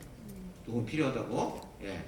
그래서 틀니 같은 경우에는 요거는 이제 양치질하기는 틀니 사용하는 것까지 다 포함되는 개념이에요. 틀니까지. 그래서 이렇게 저 행위 중에 하나라도 못하면 부분 도움이 필요하다고 보는 거예요. 그 다음에 하긴 했는데 다시 해줘야 돼. 음식물 찌꺼기가 다 있어가지고. 그런 경우 많잖아요, 어르신들이. 그럼 다시 해주면 그것도 부분 도움이 있다고 봐요. 그 다음에 치매가 심해서 지시하지 않으면 전혀 안 해, 양치질을. 그냥 자꾸 지시를 하면 그때 가서 양치질을 해요. 그 다음에 타인의 도움 없이 이동이 전혀 불가능해서 치약, 칫솔, 양치컵 등을 준비해주면 가능해. 예를 들어 이런 것들이죠. 와상 상태로 침상 생활을 많이 하셔요. 네? 그래서 일어나 앉을 수는 있는데 화장실이나 싱크대까지 걸어갈 수가 없어. 그럼 부축을 해줘야 돼. 그럼 가서 할 수는 있어요. 그럼 또 부분 도움이에요. 부축해서 갔기 때문에. 또는 양치 도구를 갖다가 침상에 갖다 드리면 거기서 하실 수 있죠. 이것도 부분 도움이에요. 이렇게 봐요. 식사하기는 음식이 차려졌을 때 도구를 사용해서 스스로 섭취하는 것이 가능한지를 보는 거예요. 예. 수저를 사용해서 뜨는데 어르신이 수전증이 심해서 젓갈질이 안 돼. 그럼 반찬을 놔드려야 돼. 부분 도움이에요. 식사를 하시다가 자꾸 삼킨 기능에 문제가 있어요. 연화 기능에 문제가 있어서 옆에서 지켜봐야 돼요. 그것도 지켜보기 도움이에요. 그 다음에 음식을 덩어리가 있는 걸 못 드셔가지고 장조림이나 이런 거 옆에서 잘게 잘라가지고 옆에서 해드려야 돼. 이것도 다 도움이에요. 식사하라고 말씀 안 드리면 며칠 동안 식사 안 하셔. 그래서 자꾸 재촉을 해야지 와서 식사를 하셔. 이것도 부분 도움이에요. 예. 이런 것들. 그 다음에 치매가 또 도구를 사용해서 식사를 하셔야 되는데 치매가 있으셔가지고 손으로 남의 음식도 막 드셔. 그래서 옆에서 지켜봐야 돼요. 그렇게 못하도록. 이것도 부분 도움이에요. 식사하기에. 그다음 화장실 사용하기. 화장실 사용하기인데 요것도 화장실에 가서 옷을 내리고 물 내리는 동작까지가 가능한지를 보는 거예요. 근데 그 중에 하나라도 못하면 부분 도움이 필요하다고 보는 거예요. 그 다음에 인지 기능이 떨어져서 화장실을 사용하는 중에 엉뚱한 짓 못하도록 옆에서 지켜봐야 돼. 눈틈으로. 이것도 도움이에요. 그 다음에 일어나 앉기. 저 일어나 앉기는 누운 상태에서 상반신을 이렇게 앉는 거예요. 제가 이거 지금 말씀드린 것들은 사회복지사 업무 수행 일지에 있는 욕구조사 항목이에요. 그래서 그것만 뽑아가지고 설명드리는 거예요. 예. 상반신을 유지할 수 있는지 보는데 일단 이거죠. 누운 상태에서 이렇게 상반신을 일으키는 것.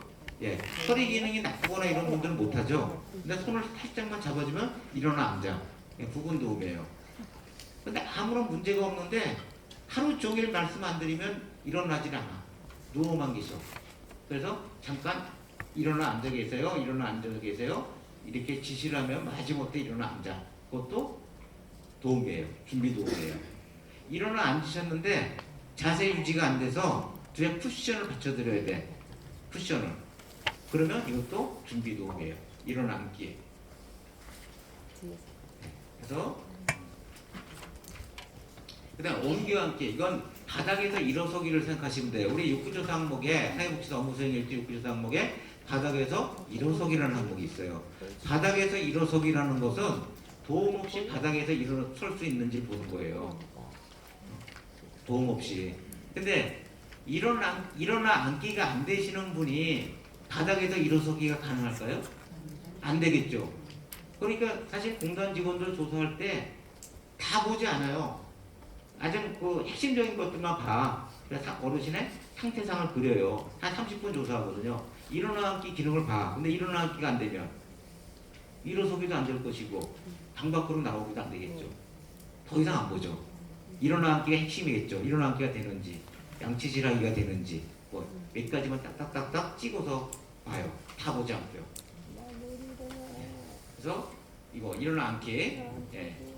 그래서 스스로 일어날 수 있는지 그렇지 않으면 손을 잡아주면 일어설 수 있는지 그 다음에 침대에서 바닥으로 내려올 수 있는지 바닥에서 침대로 올라갈 수 있는지 대부분이 침대에서 내려올 때 손 잡아줘야 내려오는 경우 많죠. 이런 것들 다 부분 도움이에요. 그 다음에 운동장애. 운동장애는 아까 제가 설명을 드렸어요. 그렇죠? 그래서 이제 운동장애는 이 중력을 이길 수 있는지 보는 거예요. 손 들어보세요. 힘이 없으면 떨어져요. 힘이 없으면 떨어진다고요. 그래서 운동장애는 앉은 자세 또는 기립자세 상지를 90도로 들어올린 상태에서 10초 이상을 유지하면 그건 운동장애가 없다고 봐요. 운동장애가. 근데 그게 유지가 안 되면 운동장애가 있다고 보는 거예요. 그 다음에 하지는 30도로 들어올려서 이렇게 30도로 들어올려서 5초 동안 유지가 되는지를 봐요. 저거는 첫 번째 신체 기능하고 굉장히 밀접한 관련이 있죠. 그다음 관절 제한은 이 마디마디에 제한이 있는지 부축이 있는지 굳어있는지 있는지 안 굳어있는지 보는 거예요. 그래서 손가락 관절, 손목 관절, 팔꿈치 관절, 발목 관절, 무릎 관절, 고관절, 어깨 관절 여기에 부축이 있는지 이걸 봅니다.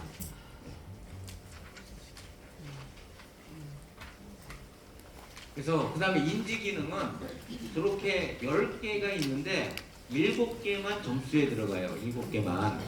방금 전에 들었던 이야기나 이를 읽는다. 단기 기억 장애가 있냐?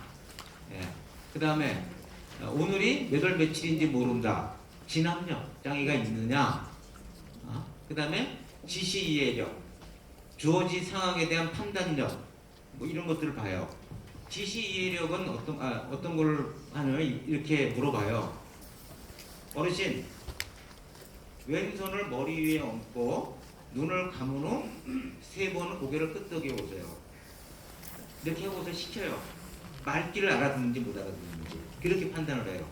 그 다음에 상황 판단력은 어르신 외출했다가 길을 잊어버리시면 어떻게 하시겠어요? 이렇게 물어봐서 경찰서로 신고해. 그렇지만 아들한테 전화해. 택시 타고 집으로 가지. 정상적이죠. 판단이 있는 거죠. 그렇지 않은 경우에는 이해력이 없다고 봐요. 이런 질문을 통해서 조사를 해요. 이게 7개를 조사를 합니다. 인지기능 쪽에. 그 다음에 이제 행동변화 쪽이라 그러는데 행동변화 쪽에는 22개 항목이 있는데 14개만 점수에 반영이 돼요. 14개.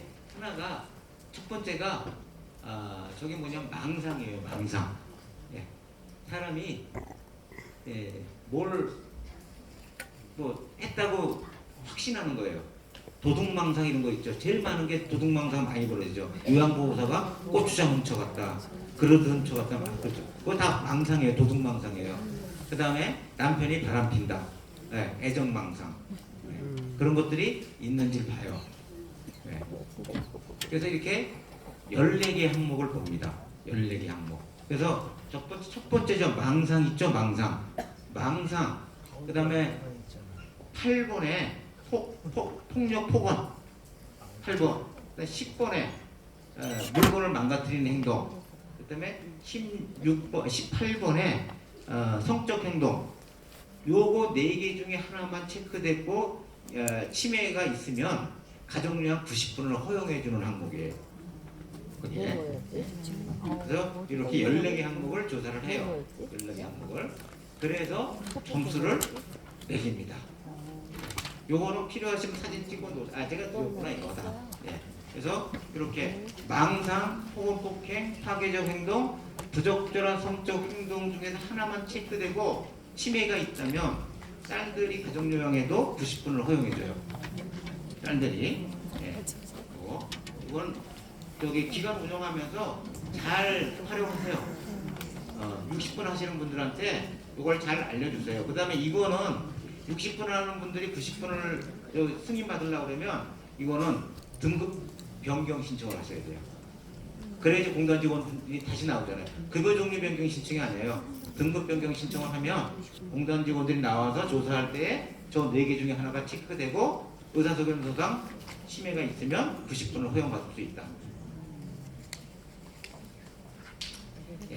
사회복지사 방문 상담이에요. 요번에 바뀐 거죠. 사회복지사.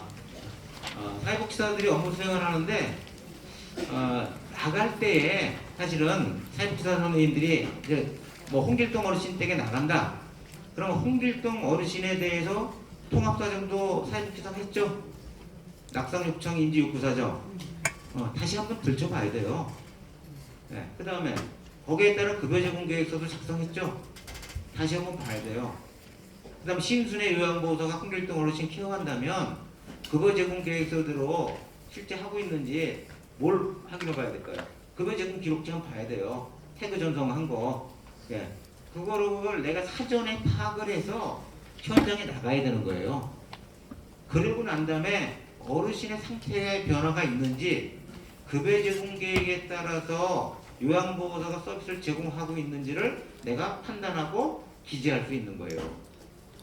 근데 이런 과정 없이 현장 가가지고 사회복지사 업무 수행일지 빨리 끝낸다고 앱으로 해가지고 20분 동안 막 하니까 앞뒤가 하나도 안 맞죠.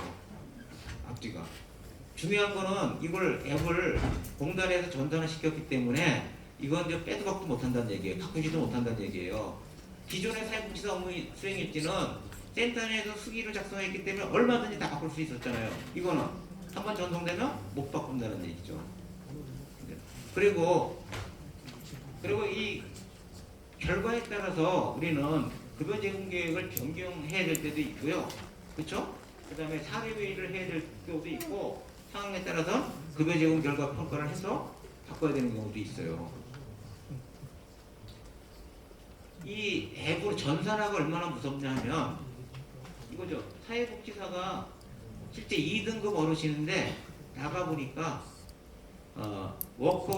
집행위 짓고 어르신이 이동을 해. 사회복지사 그거 써놨어. 2등급인데 매달 그렇게 썼어. 집행위 짓고 다닐 수 있다고. 그리고 이게 3년치가 쌓였어. 공단에서 갱신할 때 이거 참고하겠어요? 안 하겠어요? 참고하겠죠. 당연히 참고하겠죠. 그래서 그게 무서운 거예요. 전산화가. 그래서 사회복지사 업무 수행일지 작성하는 방법이 3개예요. 세 가지 방식이 있는데 첫 번째 방식을 젊은 사회복지사 선생님들은 선호해요. 왜? 나머지 공부 안 해도 되니까. 현장에서 다 끝낼 수 있으니까. 근데 나이 드신 또 선생님들은 이게 느려가지고 다 못해. 그렇죠? 근데 첫 번째 방식은 첫 번째 한 번에 거기다 전송해 끝내는 거는 내가 이 새로운 소식에 내가 완전히 익숙돼 있을 때, 숙달됐을 때 하라고 저는 권유하고 싶어요. 어떻게 작성할지도 모르면서 그냥 그냥 빨리빨리 이제 이거 뭐 예를 들어 나 20건 빨리 일찍 써야 돼 하니까 의무감에서 하는 건 안 좋다 이거죠. 나중에 못 고쳐요. 근데 두 번째 방식은 1번과 3번만 체크하고 일단 보냈다가 나중에 다 새로 작성할 수 있죠. 1번, 두 번째 방식은. 두 번째 방식 그렇게 돼 있거든요. 그러니까 현장에서 1번 체크하고 3번 체크하고 난 다음에 요양보호사하고 사회복지사가 사인하고 수급자 사인을 안 받는 거예요. 그리고 전송을 지키는 거죠. 그럼 나중에 다시 작성하는 거예요, 사무실에서. 근데 첫 번째 방식은 현장에서 사회복지사, 요양보호사, 그 다음 수급자 3명이 사인해가지고 전송해버리면 이건 붙이지도 못하는 거예요. 그래서 저는 당분간 두 번째 방식을 사용하는 게 좋지 않겠나, 특별되기 전까지 그렇게들 말씀을 많이 드려요, 복지사 선생님들한테. 한번 현장 사례를 제가 보여드릴게요. 제가 컨설팅하는 기관에 가서 제가 이제 컨설팅 해줬던 사례인데 이분이 2등급 사례예요. 나갔더니 보행 상태에 보장물을 사용하여 자립보행 가능하다고 해놨어요. 실제겠죠, 저게. 사회복지사가 봤던 상태. 근데 이 어르신이 등급 받을 때 하얀 거짓말을 좀 했던 것 같아. 못 일어나고 누워있는다고 그러니까 2등급을 준 것 같아요, 제가 볼 때는. 근데 사회복지사 가보니까 실제 집회기 짚고 다닌단 말이에요. 그러니까 사회복지사는 사실대로 체크한 거예요. 그렇죠? 바닥에서 앉은 상태에서 일어서기도 직접 도움이 필요하다, 저거는. 바닥에서는. 근데 누운 상태에서는 지시나 준비 도움이 있으면 일어날 수 있다. 그 다음에 요실금이 있고 변비가 있다. 근데 급여 제공 계획서, 이 요양보호사가, 사회복지사가 쓴 급여 제공 계획서 뒤에 보여드리지만 급여 제공 계획서에 보니까 체위 변경하기가 있어.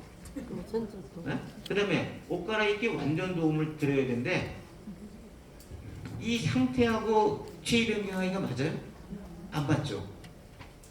그 다음에 여기 일상생활 기능에 보니까 전부 1번에다 체크했어요. 1번은 뭐예요? 지시와 준비 도움만 있으면 가능하대요. 저거는 대부분이 한 4등급이나 인지 기능에 장애가 있는 분들한테 해당되는 거거든요. 2등급에는 해당되는 게 아니에요. 2등급은 대부분이 직접 도움이 있어야 돼요. 저렇게 체크를 했어요. 그 다음에 급여 제공 계획서에 가니까 식사하기와 세수하기 전적 도움이 필요하다고 또 급여 제공 계획서는 돼 있어요. 여기에는 지시 도움만 필요한데 급여 제공 계획서에는 전적인 도움이 필요하다고 또 계획은 수립해 놨어요. 안 맞는다는 얘기죠, 앞뒤가 다. 그래서 등급과 신체 상태, 일상생활 기능 이런 것들이 전부 불일치한다. 전체가. 보세요. 신체활동 지원은 체위 변경하기가 있고요. 전적인 도움보다 옷 갈아입기, 뭐 세수하기, 전적인 도움 필요하대요. 이건 자동으로 뜨는 거잖아요, 그렇죠? 그 사회복지사가 수립한 급여 제공 계획서가 자동으로 뜨거든요. 이 계획대로 서비스가 진행되고 있는지를 확인하고 여기에다 체크하는 거거든요, 사회복지사가. 체크하면서도 뭐예요? 인지관리 지원은 계획에 있는데 체크를 안 했어. 만약에 제공하지 않았다면 제공하지 않은 사유를 써줘야 되거든요. 그리고 여기 인지관리 지원이 있는데 여기 이거는 요양보호사가 제공한 내용을 급여 제공 기록지에 요양보호사가 쓴 거예요. 그렇죠? 저기 계획에는 인지관리 지원이 있는데 여기 인지관리 지원은 한 번도 제공하지 않았어요. 그럼 뭐예요? 급여 제공 계획대로 서비스를 제공하지 않은 거예요, 요양보호사는. 그럼 급여 제공 계획의 적절성에서 점수 자동으로 마이너스 되는 거죠. 같아야 되는 거거든요. 3개가 맞아야 돼. 같아야 돼요. 그 다음에 여기도 보면 영양관리가 있는데 저 식사도 우리 급여 제공 계획서에는 영양관리라는 게 없어요. 저기에는 하나도.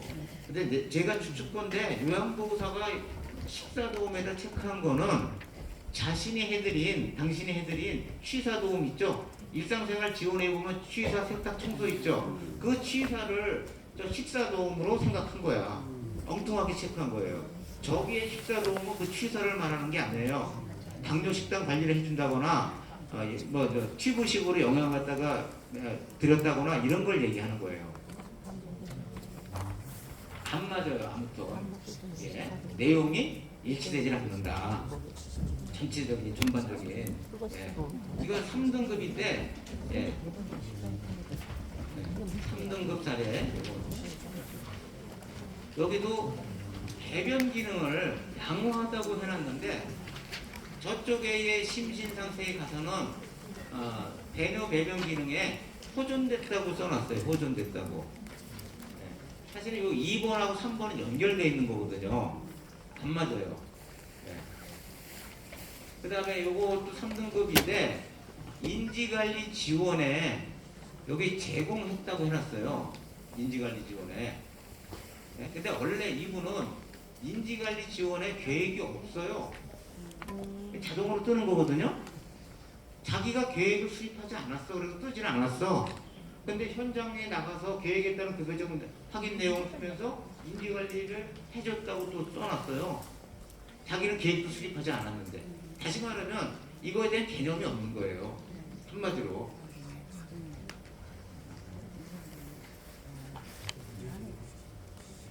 그래서 급여 제공 계획에서 없는 내용을 했다고 기록하고 있다.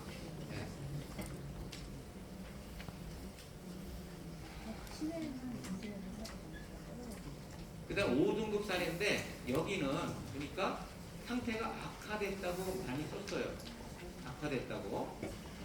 악화됐다고 사회복지사는 기록을 했는데 요양보호사가 기록한 급여 제공 기록지에 가보니까 신체 기능, 식사 기능, 인지 기능, 배변의 변화가 하나도 없어요. 다 2번으로 체크했어요. 다 2번으로. 그러면 사회복지사는 악화됐다고 봤고 직접 서비스를 제공하는 요양보호사는 변화 없다고. 요양보호사가 그냥 사실 기록 안 한 거죠. 대부분이 다 2번으로 남겨놓잖아요. 그때 그렇다 하더라도 맞춰야 된다는 얘기예요. 일단은 사회복지사가 어떻게 해야 돼요? 요양보호사가 이미 저렇게 전송을 해놨단 말이에요. 2번이라고. 그러면 여기에 악화가 있다 하더라도 일단 유지로 써줘야죠. 사회복지사가 맞춰줘야죠. 그리고 요양보호사한테 설명을 해줘야죠. 사실은 어르신은 요번에 제가 선생님이 작성한 거 여기에 맞춰서 이렇게 해드리는데 앞으로는 변화에 따라서 기록해 주십시오. 이렇게 얘기를 해줘. 교육이 들어가줘야 되는 거죠. 요지는 전반적으로 앞뒤가 안 맞고 사회복지사의 기록과 요양보호사의 기록이 안 맞는다. 또 더 나아가서 사회복지사 자기가 한 욕구조사와 자기가 한 급여 제공 계획서의 내용도 안 맞는다. 다 안 맞는다. 이게 왜 안 맞느냐? 새로운 소식에 대한 개념 정립이 안 돼 있기 때문에 안 맞는 거예요. 개념 정립이 안 돼 있기 때문에. 지금 이 사회복지사 업무 수행 일지는 1번부터 뒤에 7번까지 있어요. 근데 그 중에서 중요한 게 요 2번과 요 3번이에요. 2번을 우리는 욕구조사라고 하는데 최근 1개월간의 상태를 종합하여 작성하라. 요거밖에 없어요. 기준은. 건보공단에서 준 기준은 딱 요거 하나밖에 없어요. 1개월 동안의 상태를 종합하여 작성하라. 예. 그래서 요 2번 욕구조사 결과를 가지고 3번에서 수급자의 심신 상태 및 환경 변화를 유지냐, 악화냐, 호전이냐. 한 달 전과 비교해서 유지가 됐는지, 악화되고 있는지, 호전되고 있는지를 체크하고 그 판단 근거를 적으라는 얘기예요. 그런데 결론적으로 연결되어 있는 건데 이 개념을 알아야지 작성할 수 있다는 얘기예요. 여기에서 보행 상태를 보세요. 보행 상태. 자립 보행 가능부터 보행 불가라고 5가지를 카테고리를 줬어요. 그렇죠? 5개 중에 하나만 체크하면 되는 거예요. 내가 만들어내는 게 아니라. 그 다음에 신체 기능도 바닥에 앉은 상태에서 일어서기. 예? 이것도 4개의 카테고리를 준 거예요. 그 다음에 누운 상태에서 일어나 앉기도 4개의 카테고리를 줬고, 그 다음에 배뇨 기능도 이렇게 양호, 요실금, 배뇨 혼란 이렇게 줬어요. 배변 기능도 양호냐 또는 변실금이 있냐 변비가 있냐 이런 기준값들을 준 거예요. 그럼 여기에서 아까 여기 같은 경우에는 지시나 준비 도움이 있잖아요. 그러면 4등급 어르신인데 4등급 4등도 걸으시는데 바닥에서 누운 상태에서 몸 일으키기 앉기 혼자 수행할 수도 있지만 저기에 지시도움이라고 체크할 수도 있죠. 하루 종일 누워서 안 일어나 말하기 전까지는 그럼 지시도움으로 체크되는 거예요. 그러니까 이 개념들을 알고 이게 체크가 돼야 된다. 그 다음에 요실금이란 하루에 1회 이상 실수가 있을 때 우리는 요실금이 있다 이렇게 보고요. 변실금은 주 1회 이상 실수를 할 때 변실금이 있다고 봐요. 변비는 3일 이상 변을 못 볼 때 변비가 있다고 판단을 합니다. 그래 이런 개념들이 기본적으로 있어야만이 이걸 체크할 수 있는 거예요. 그 다음에 일상생활 기능은 식사하기, 세수하기, 양치질하기, 화장실 사용하기 4개만 봐요. 4개만. 그래서 아까 제가 4개의 사례만 설명드린 거예요. 저 4개. 어떻게 보면 일상생활 기능에서 저 4개가 대표적이라는 얘기예요. 그렇죠? 4개가 가장 대표적인 기능이라는 의미예요. 이게. 또 여기에서는 요게 신체 기능에서는 바닥에서 일어서기와 누운 상태에서 일어나 앉기가 대표적인 기능이란 얘기예요. 저게 가능하다면 다른 것들도 어느 정도는 가능하다고 보는 거죠. 그렇죠?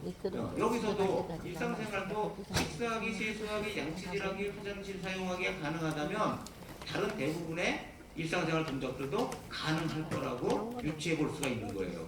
근데 요 4개 중에서 우리는 세수하기와 양치질하기를 위생관리라고 그래요. 위생관리. 맞죠? 위생관리 하는 거죠. 그 다음에 식사하기와 화장실 사용하기를 일상생활 수행 기능으로 바꿨어요. 일상생활 수행 뒤에 가서 보면요. 네. 이제 요게 이렇게 체크한 욕구조사 2번에서 조사한 욕구조사 내용을 가지고 한 달 전과 비교해서 상태의 변화가 있는지 없는지를 보는 거예요. 한 달 전과 비교해서. 한 달 전과 비교하는데 한번 보세요. 식사와 영양 상태 유지. 처음엔 유지라고 하겠죠. 유지. 차려진 음식을 다 드시고 평상시 체중을 유지하고 있음. 이렇게 되면 판단이 되겠죠. 그 다음 달에 갔더니 감기 몸살을 앓고 나시고 난 다음에 병원에 뭐 입원했다 퇴원하고 난 다음에 사정이 있겠죠. 사정을 써주고 그 이후에 식사량이 2분의 1로 줄어들었고 몸무게가 2kg가량 줄어들었어. 악화된 거죠. 그 다음 달에 갔더니 다 감기 몸살이 낫고 난 다음에 체력이 회복돼 가지고 음식을 다 드셔. 호전이죠. 그런데 이번 달에 왔더니 식사량이 2분의 1로 줄어들었고 몸무게 2kg가량 줄어들어서 악화라고 체크했는데 다음 달에 가보니까 똑같아. 그럼 어떻게 체크해야 돼요? 유지예요.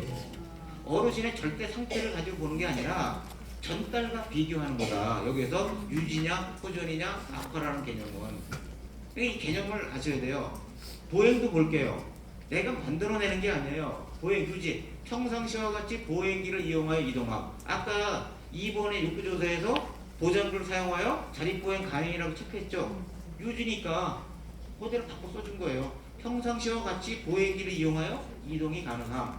한다는 거. 그 다음 달에 갔더니 병원에서 퇴원 후에 보행이 어려움. 악화된 거죠. 그 다음 달에 갔더니 다리 근력 운동 후 평상시 보행 능력을 되찾음. 이게 판단 근거가 되겠죠. 그 다음에 신체 기능. 똑같이 써주면 돼요. 아까 2가지라고 했어요. 누운 상태에서 일어남기와 앉은 상태에 일어서기 기능을 본다고 했어요. 그래서 유지에 어떻게 써놨어요? 제가 누운 상태에서 도움 없이 일어나 앉을 수 있으나 손을 잡아주어야 바닥에서 일어설 수 있음. 아까 체크한 걸 그대로 써준 거죠? 판단 근거에. 그 다음 달에 갈 때는 악화가 됐어. 허리를 다쳐 손을 잡아주어야 간신히 일어나 앉아. 스스로 일어나 앉았을 텐데. 판단 근거를 가지고서 그거를 약간씩 변형시키면서 척도를 가지고 판단 근거를 적어주면 된다는 얘기예요. 이것도 마찬가지죠. 위생관리, 유지, 균형 잡기가 어려워 의자를 받쳐드리면 스스로 세수가 가능함. 다음 달에 갔더니 낙상 이후 보행이 어려워 물수건으로 딸이 닦아드리고 있어. 악화된 거죠. 그 다음에 여기 일상생활 수행. 수저를 사용하여 식사를 할 수 있지만 전화곤란이 있어서 지켜봐야 함. 지켜봐요. 아까 제가 준비 도움이 지켜보기 도움이 필요하다고 체크했단 말이에요. 그 다음 달에 갔더니 손목을 다쳐 숟가락질이 어려워 보여드리고 있어. 악화된 거죠. 여기에서 대부분이 일상생활 수행을 쓰려니까 뭘 쓰는지 알아요? 일상생활 지원 내용을 써요. 밥해드리고 청소하고 빨래해드렸어. 그 내용을 쓴다 이거죠. 여기에 일상생활 수행이란 뭐예요? 화장실 사용하기와 식사하기 기능을 보는 거예요. 그 두 개만 가지고서 판단하는 거예요. 취사, 그 다음에 청소, 세탁 이걸 말하는 게 아니다. 다른 개념이다 이게. 그러니까 이게 2번에 대한 개념을 명확하게 알아야만이 3번을 작성할 수 있는 거예요. 개념이 모르면 이걸 작성할 수가 없어요. 인지기능도 마찬가지죠. 한번 가정비 생활환경도 그런 사례로 제가 만들어 봤어요. 유지, 아파트에서 혼자 거주 중이며 경제적으로 어려움이 없고 근처에 사는 딸이 돌봐주고 있어. 뭐 지지체계가 괜찮은 편이에요 이 정도면. 그렇죠? 근데 그 다음 달에 갔더니 딸이 병원에 입원 후 외로움을 호소하고 악화된 거죠 지지체계가. 네, 다시 갔더니 딸이 병원에서 퇴원해 매일 살펴드리고 있음. 다시 상태가 좋아진 거죠. 지지체계가 좋아진 거죠.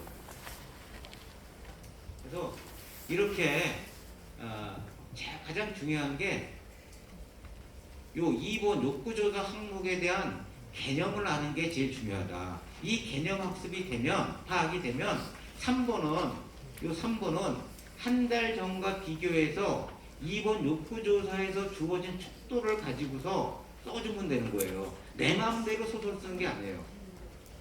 그 척도를 가지고서 워딩을 해주면 돼요. 그러면은 기준점이 생기잖아. 척도라는 기준점이. 근데 그거 기준점이 없이 쓰려고 되면 뭐 소설 쓰게 되는 거예요 그냥. 일명요연하지 않고. 그래서 요 뒤에 그래서 제가 이렇게 욕구조사 항목을 강의 시간은 안 될 것 같지만 선생님들한테 드리기 위해서 제가 자료집에 넣어놨어요. 여기 욕구조사 항목 자체를. 그래서 욕구조사 항목을 여기서 끝나고 난 다음에 가셔가지고 한번 천천히 읽어보시고 그거를 가지고 2번, 2번을 체크해 보세요. 그 기준에 따라서. 그게 정립이 돼야지 이 서식에 적응할 수가 있습니다. 그래서 지금 벌써 시간이 이제 4시가 다 됐거든요. 그래서 제가 강의는 전달해 드릴 내용은 여기까지 하고 또 기회가 되면 또 더 자세한 내용을 전달해 드리도록 하겠습니다. 예, 고맙습니다. 네, 감사합니다. 임창민 강사님 고맙습니다. 10분간 휴식을 취하고 이어서 특강 2강을 진행하겠습니다. 상임위원님들 앞으로 나와주셔서 무대 위 왼쪽에